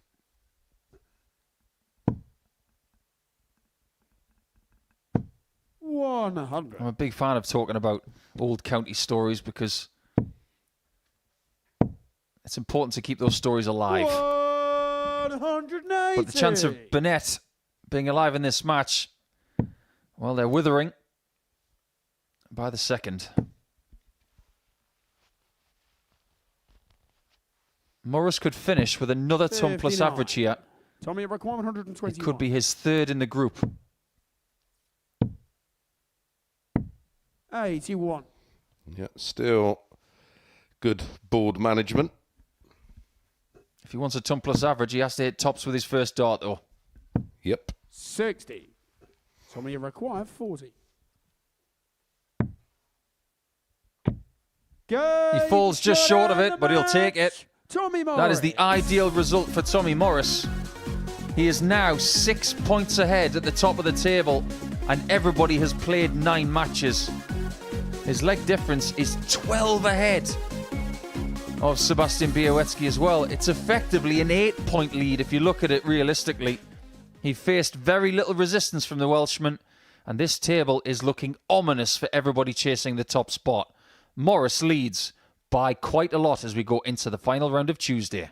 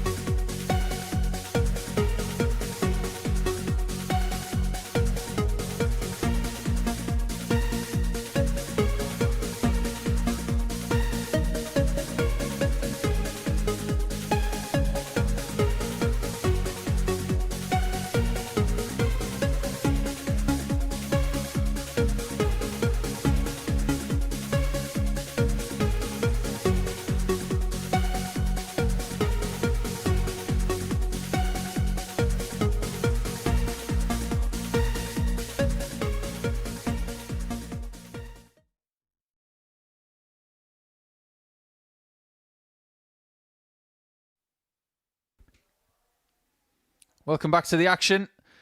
And Johan Brouwer has had very little time to stew on that 4-0 defeat to Reece Robinson. So let's illustrate how things stand going into the final round of matches here today. Tommy Morris, 6 points ahead, feeling very, very pretty at the top of the tree. Sebastian Bialecki, the best he can hope for is to get within 4 points by the end of the day. But even at this early stage, both himself and Mould might have left themselves with too much to do. Yeah, and I think Johan is having some kind of argument with the board. All in fun, of course. And if you're trying to get someone involved in a bit of banter, you might be barking up the wrong tree when it comes to Sebastian, because when it's game time, he's about as emotionless as a Terminator. I'm glad that Johan can see the bright side of things at this point in time, because today has been more than okay. He's had more points than yesterday. He's had a personal best average. He's definitely going in the right direction. He's not bottom of the table right now because that's Richie Burnett. First leg, it's Johan to throw first. Game on. But if I may, things haven't really changed in the table. The top three from this morning are still the top three, and the bottom three are still the bottom three. Yeah, with what's gone on today, it's remarkable it stayed that way, because it could well have shifted a bit. I did suggest that the one I thought may come out the pack would be Reece Robinson. He has moved himself up to a 30. Well, a position to strike from, and he does play Richie Burnett, who had a really poor game in his last match. 59. That saw Tommy Morris brush him aside 4-0. You don't really want to be walking into Reece Robinson after you've just had a 67 average and a 4-0 drubbing. Not at all. Could be a really good day for Reece. 100.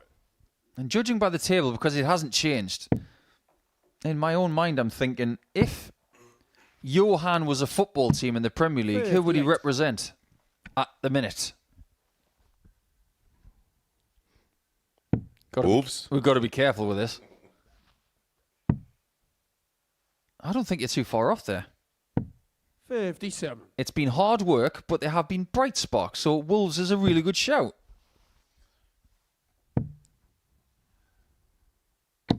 $100. Bialecki's been more like Aston Villa, hasn't he? If we're going to go down that route. And Tommy Morris is like Liverpool. 100.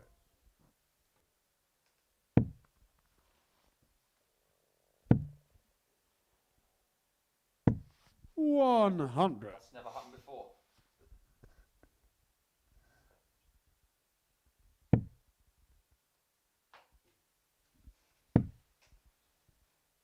Not that we're getting too ahead of ourselves, Chris, but 140. if these players don't get a move on, Tommy Morris could actually win this group by the end of round one tomorrow, and that's never happened before. 52. Yes, there is that scenario that if everything goes to plan, which I think it may, he wins his opening game tomorrow morning at 9:30. It's job done for Tommy, which is why when we were in the top of the show and on the first leg, and discussing the odds when we come on air for comms, that we were staggered that he was 6-4 to win the group after having a perfect Monday. Yeah, that value's gone. Oh, yeah, that's well gone. 59. That's a really lovely 74 checkered for Sebastian. His ability to find a target that is somewhat blocked 100. is really good.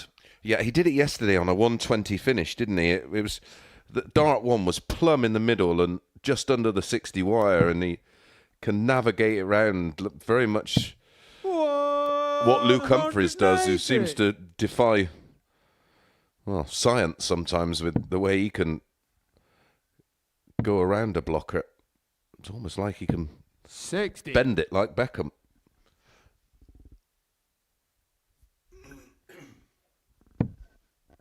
Luke's going to have a week and a half off before Minehead, which might make him feel very fresh ahead of 2 tournaments that he will defend before the end of the season. 45.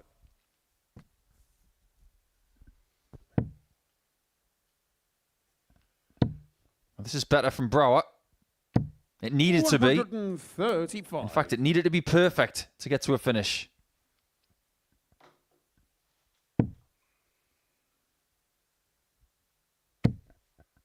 All of a sudden, Bialecki is not missing. 177. Fantastic approach play.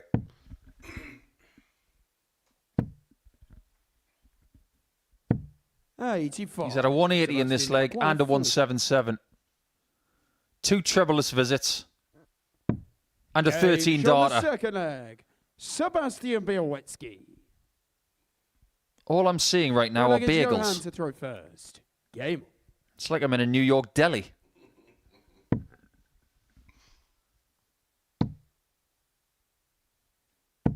$100. It reminds me of a movie starring Josh Hartnett, something called 40 Days and 40 Nights. There's a character in that movie called the Bagel Guy. And they make fun of him because apparently he knows everything. And right now, the person who knows everything is Tommy Morris. I don't think he's got any bagels, though. He's got plenty of sweets. 78. He was talking yesterday about how he needs a little bit of a sugar hit now and again just to make sure he's got the right energy to almost supplement his energy levels that he requires. 100.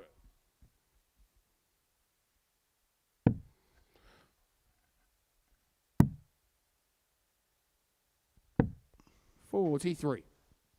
Well, things are not going well for Brower. Yeah, Seb's got the darts now in this third leg, and well, you mentioned the bagels. A good visit here, and we could be seeing another. 100. It's like playing a computer game against Sebastian sometimes. As soon as the word game on is uttered, Sebastian, number 161. there's no such thing as a smile from this young man. All business. If you had a darting show called The Apprentice, 6. you'd hire him. Johan number 155.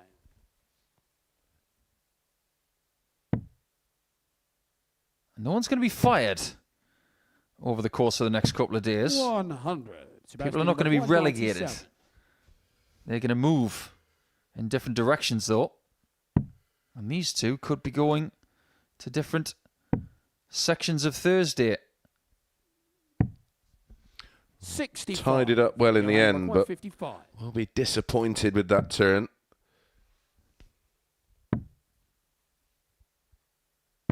He has missed a lot of darts at a double in a row now.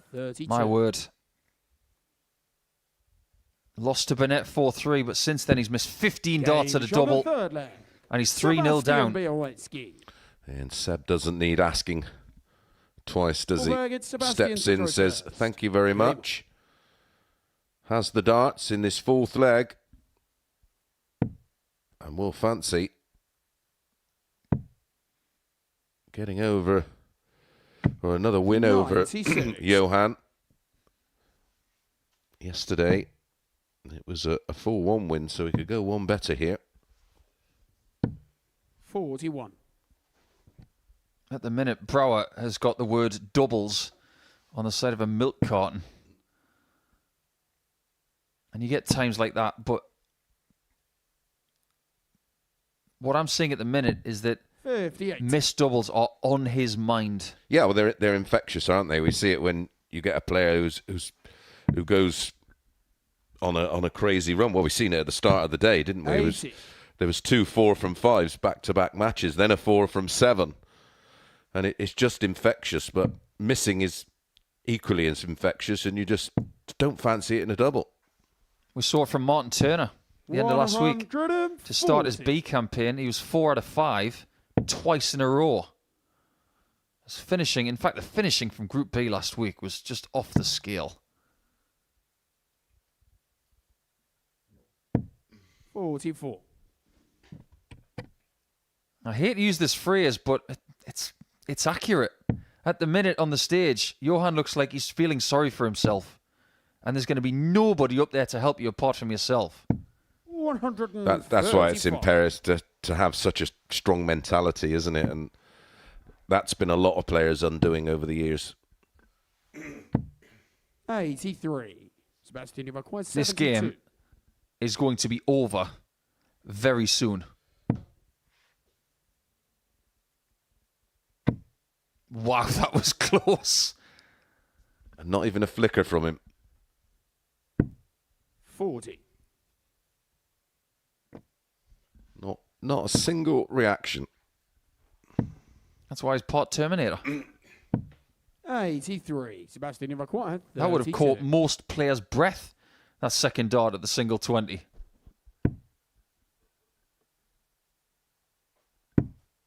Double 8.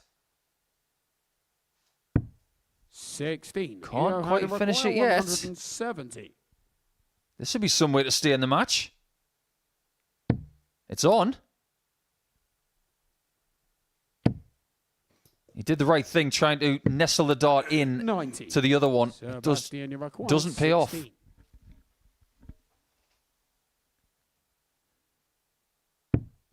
That pays off. And And for the third consecutive game, somebody has won by 4-0. Not the ideal ending to the day for Johan, but it has been a decent day of sorts for him, as he's shown us that he has another level to find. He just needs to find it on a more consistent basis.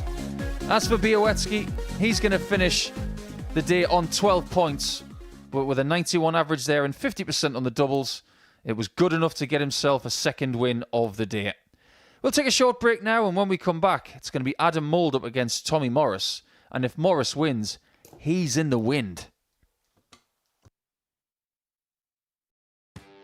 Next year, when that decision needs to be made, he's going to be 49. 1 year shy of the age of the seniors. A very viable option. Two players who are around that age. Well, what did he say about the 9? Will we get the 141? Will the promise come true? Double 12. Shot and the match. Steve West has won the match with a 9-dart.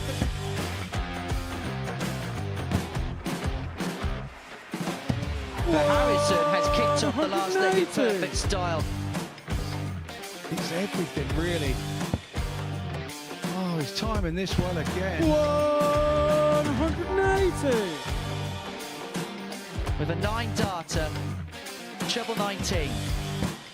Treble 15 leads double 18.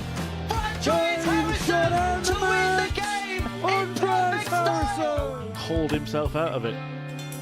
Yeah, it was something that Henry actually said in jest that I was quoted as saying Jared Cole is one of the most, sounds a bit fishy, blended on my grandpa Mark Salmon. Do you? On a 177 and a 180. He's on a potential 9-darter. Come on, Jared. Yes, you beauty! Nice and high, and has now got the game back into his 100 own destination, and wow, the momentum is with him. Here we go. 108. I wouldn't have said it. Don't jinx it. Yes. Yes! Double 12! Yes! Get in there, Leacock! Well, I think it's fair to say that the blue touch paper has been well and truly lit. 108. 6th max of the match. Oh, hang about. Hang about. It's getting ridiculous now. Can Tommy Leishman give us back-to-back 9-darters in back-to-back games? He could, you know. He could, you know. Goodness gracious me! Tommy Leishman! Back-to-back 9-darters!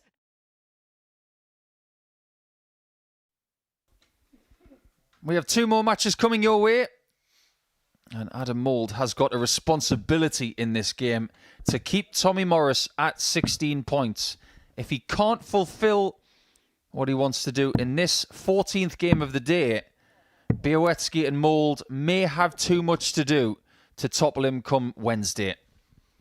Yeah, and you'd think Tommy would be full of confidence. He's just beat Richie Burnett literally less than 7 or 8 minutes ago, and it was a dominant performance, 4-0 with a 98.56 average. So I'd expect him to go well here and fancy the job against Mould. He beat him 4-1 yesterday with a 94.37, 50% on his doubles, which he was against Burnett. 83.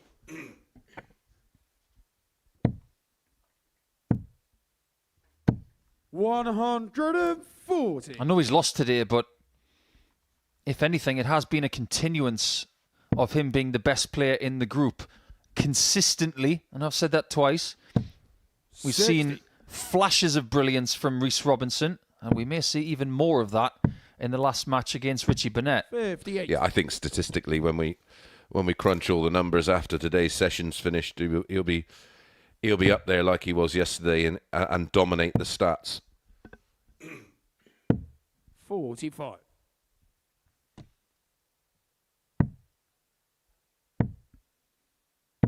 $99.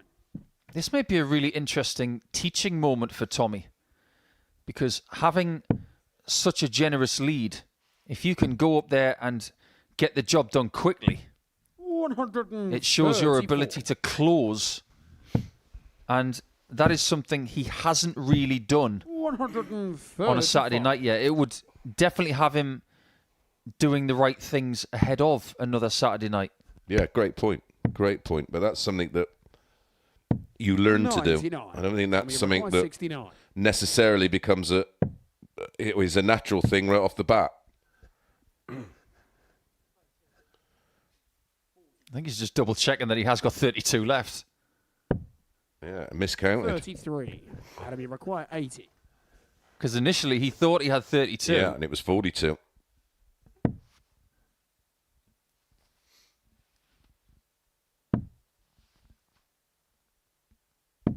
And he's paid the penalty for the tactical error. Second leg is Tommy to throw first. Game. Just the tiniest sign of fragility, but sometimes that can fire a person up. 85. Yeah, you what you do is you think about what you're going to hit rather than what you've hit, and then that can just literally just scramble your mind. 100. I'm often asked, what's the difference between the feeling of 100. ultimate confidence and not? And the only way I can describe it is when you approach the oche and you've got 3 darts at a double and you know you're going to hit it with the first one. 96. When you're at your best, it's not a question of whether you are going to hit it, it's a question of how long it will take. 140. Yeah, and what part of the double you're going to hit to win the leg. And the opposite is you hope you hit what you aim for rather than know you're going to hit. Correct. And that is all before 86. you've even addressed the oche. So you can't tell us that it's not a mental game. It's about the approach from outside the zone 26. to inside the zone that is just as important. Yeah, I think you see a lot of players nowadays with very similar ceilings and ability, but it's the ones who are mentally strong. And again, I use Luke Humphries as that example. 177. Tommy Buck 150. This game could get away from 94. Tommy as a result of 42. that tactical error in leg 1. Fair play to Mould. 10. He may have just Tommy let it Buck slip. 156.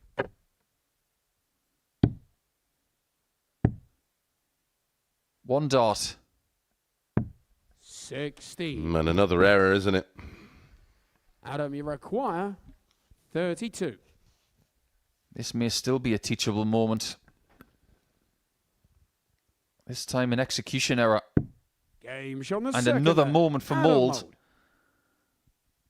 to put himself in command. Third leg, it's Adam to throw first. Game. At this point yesterday, when they were playing each other, it was around about 5 to 10 in the morning. We looked at Morris winning 4-1, averaging mid-90s, and we thought, okay, Tommy's in the mood. 45. But here's the situation. Morris wins this game, he goes to 18 points. That would be 6 ahead of Bialecki. But if Mould was to win this game, he'd have 12 and Tommy would stay on 16. The gap is only 4. 100. That's bridgeable. But especially when you consider you've got to play that player anyway, so there's 2 points. Correct. And those fixtures against Mould and Bialecki for Morris take on extra significance. But the one thing that's jumping in addition off the page, 96. it is that leg difference of Morris, which is currently standing at plus 19. Before this match started, that was 21 legs ahead of Mould. 60. That's the equivalent of 2 4-0 swings. Yeah. 41.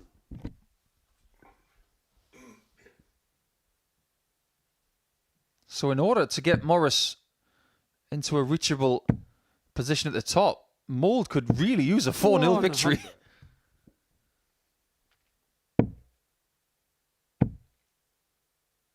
97. Adam, you require 86.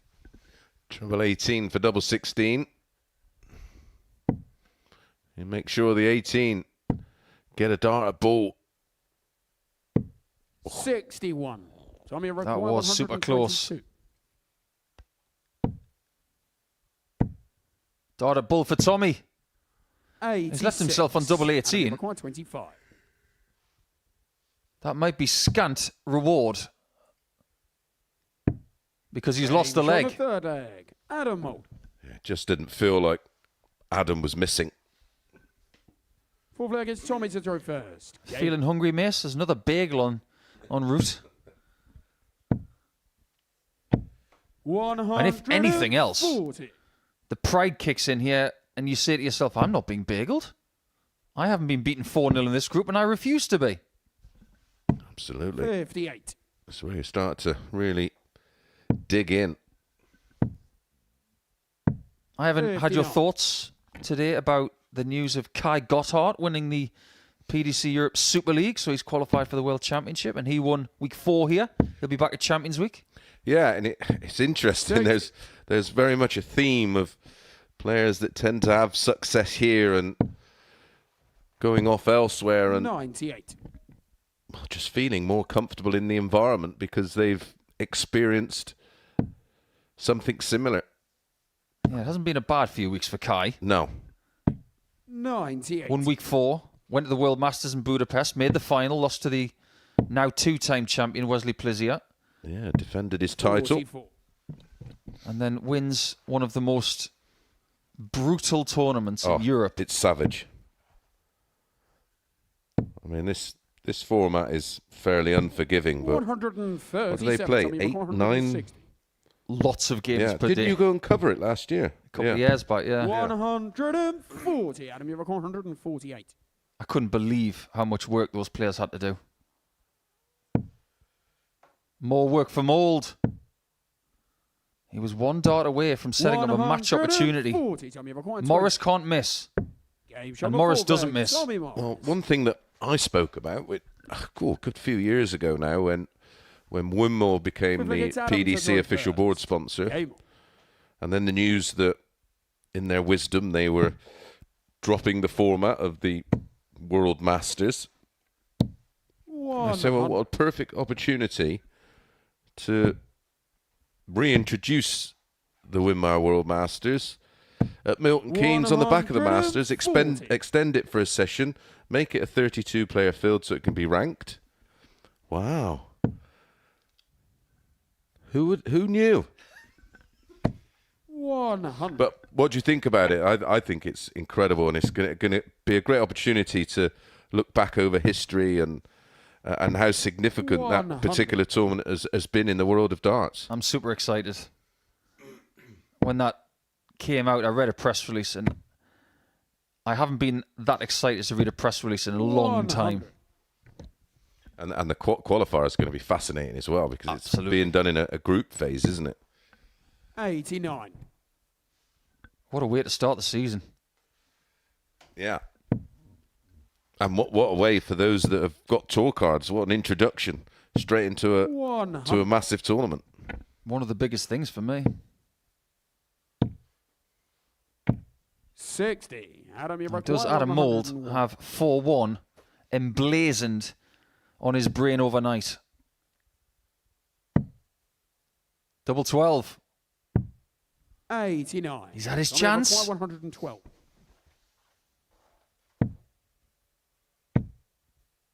And Tommy's had his 100. to extend. Has he run out of bullets? He can reload overnight.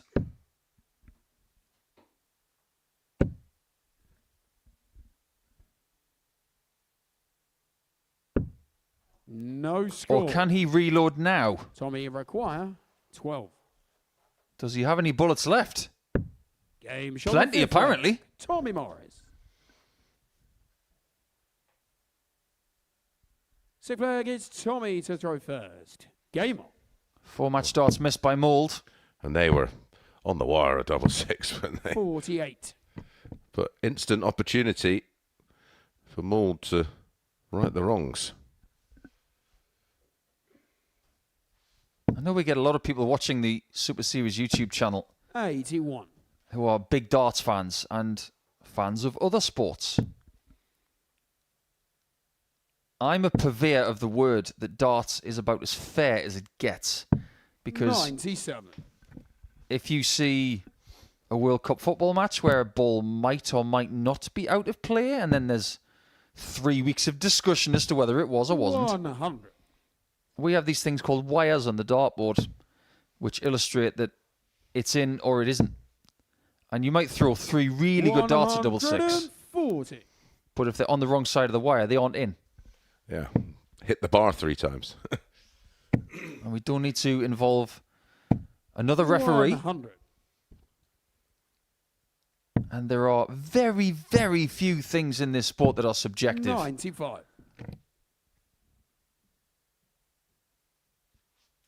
One thing that it is, though, it's incredibly unpredictable, isn't it?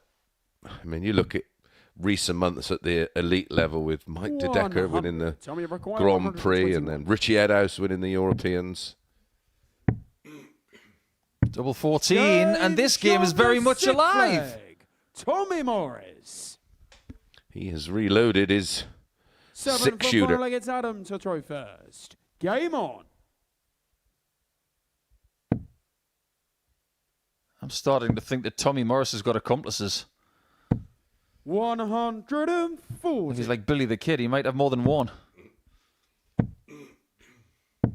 100. It was a true story, wasn't it, that Billy the Kid's best friend turned into a lawmaker and started to chase him? Pat Garrett? 100.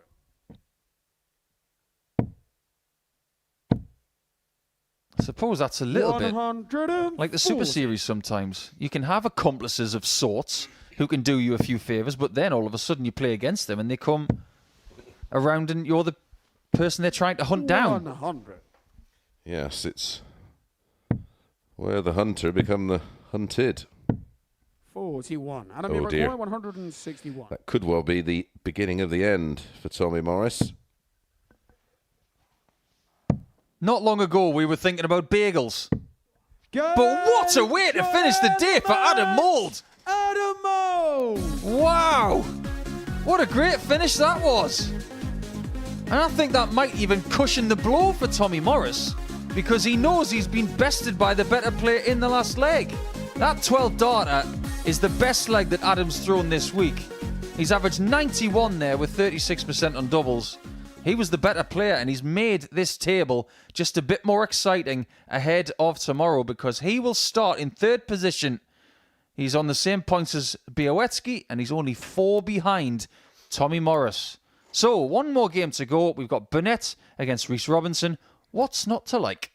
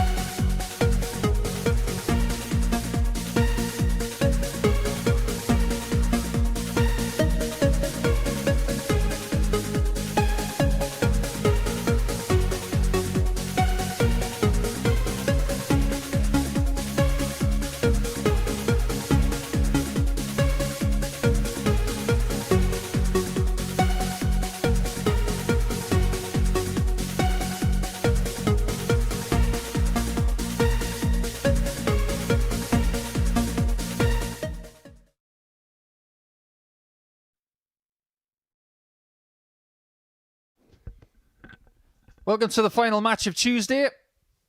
And we're about to find out who gets the last 2 points of the day. If Reece Robinson was to get them, he's not exactly out of the running for the top spot. He'd have a lot to do. But he's done himself a lot of favours today. And in beating Richie Burnett, if he can do it, he would be the player of the day, getting 4 wins from 5 and the most healthy leg difference as well. Richie has picked up a victory against Johan Brouwer. But in order to make himself feel just a little bit better, to jump Johan in the table, he needs to beat Robinson in the final match of the schedule. Yeah, and I'm not sure First leg, whether it's Richie to throw that's going to happen. Although, game on. Remarkably, and both myself and Nico discussed this in the break, Richie Burnett 8-11, Reece Robinson even money. And as Paul rightly said, a win here today, and that makes Reece the player with the most wins for the day. He can complete a card of 4 from 5, and well, as we know, when they compile these odds, they can often get them wrong, but are somehow still right. But when they played yesterday, it was the first game on in the session yesterday morning, and it was a full 2 win for Reece Robinson. There were some nice finishes in there. Richie had a 156 and Reece had a 120. 100. But yeah, I find it hard to work out how on earth they've come up with those odds. 60. But as always, approach with caution. At the moment, it is. Richie has made the brighter start. Look at that's unfortunate. 60. Well. On another day, that's a max.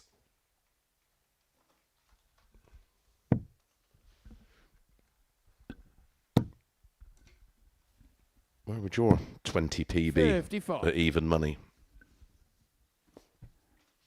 Speculatively, Robinson. Better player today. However, in the past, I have sat in this chair 100. and said that Reece has maybe been at his weakest early in the week towards the end of a day.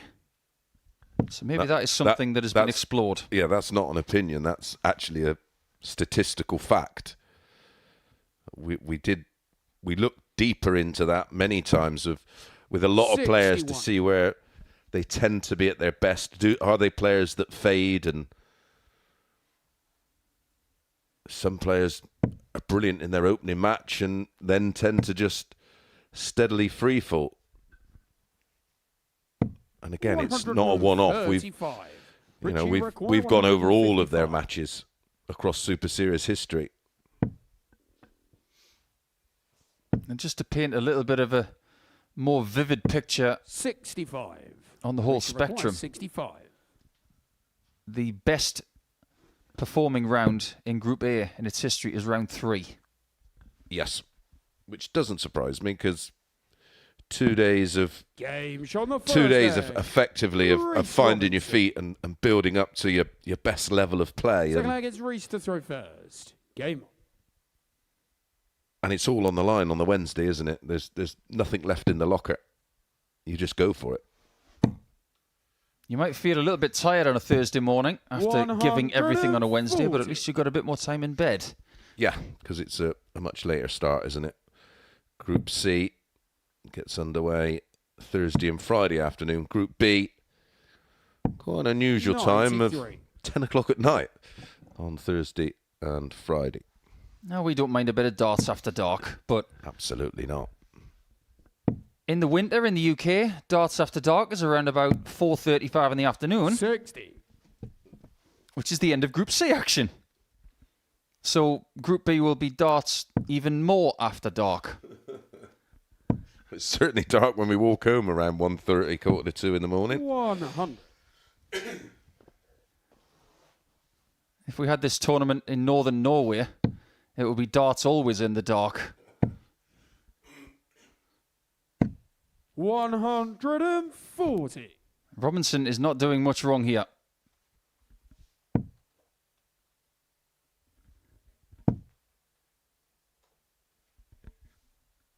These players might be seeing 83. that Burnett Require 161. is not fully on it in this group.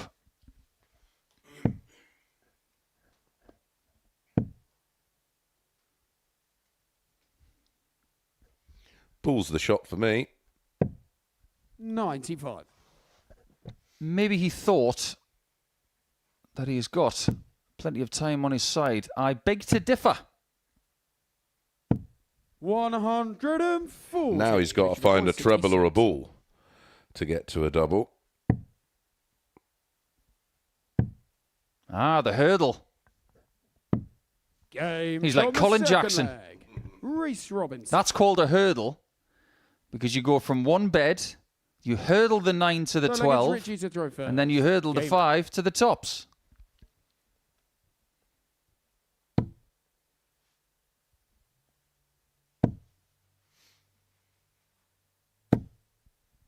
That leads me to a point, actually, because I think for someone to be the world's best, they have to take on the best in the world to figure out where they need to go. I think that's what a lot of dart players at the minute at every level are learning. Yeah. It's what Jurgen van der Velde is going to have to learn against Gian van Veen next week in the World Youth Championship final. Yes. Imagine Jurgen watching Gian play at the Grand Slam at the minute thinking, oh, right, so I've got to be that good. I remember in 1988 when Colin Jackson was silver medalist in Seoul. 96. And he lost out to Roger Kingdom. And he said, I've got to be that good. And he was. Yeah, he was incredible. 86. As was that era of athletics. Yeah, it's pretty hard to beat.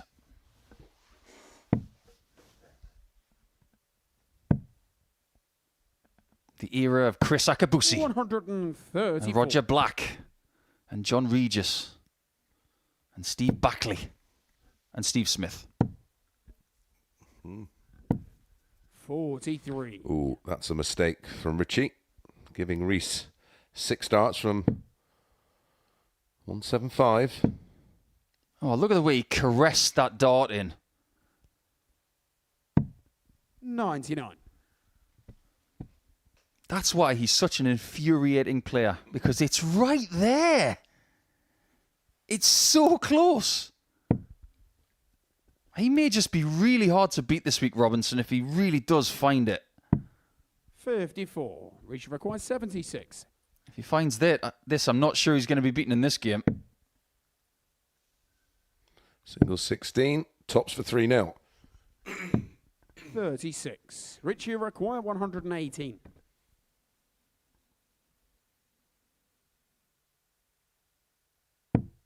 Perfect. Also perfect. 78. A very good attempt. 40. But when your opponent is sitting on tops to break, you can't afford misses like that. Game shot on the third. Plum in the middle. Reece Robinson. For that double break. Full flag Last against time Reece out, to of throw course. First. Game on. Richie was beaten 4-0, so he could be in for the rather filling double bagel. 100. He's not going to be on the end of an everything bagel,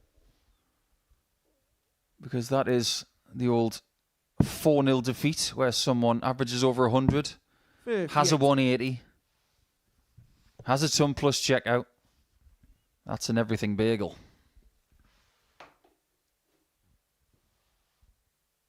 Very popular with people in New York City, everything bagels. I hear they're very delicious. But in darts, they are a very bitter pill to swallow. 78. Yeah, I'm hoping to go to New York next year to watch the darts. Closest I get to MSG is going for a local Chinese. 39. Well, the dream scenario would be the week before there's a fight on at the Garden, so I can go and watch a 55. bit of boxing in one of the most historical boxing venues in the world. Well, just get Eddie on the case and get Terence Crawford versus Canelo that week. Yeah, that'll do, wouldn't it? Don't think I'd get a ticket, Nico, or I'll be able to afford one. 100.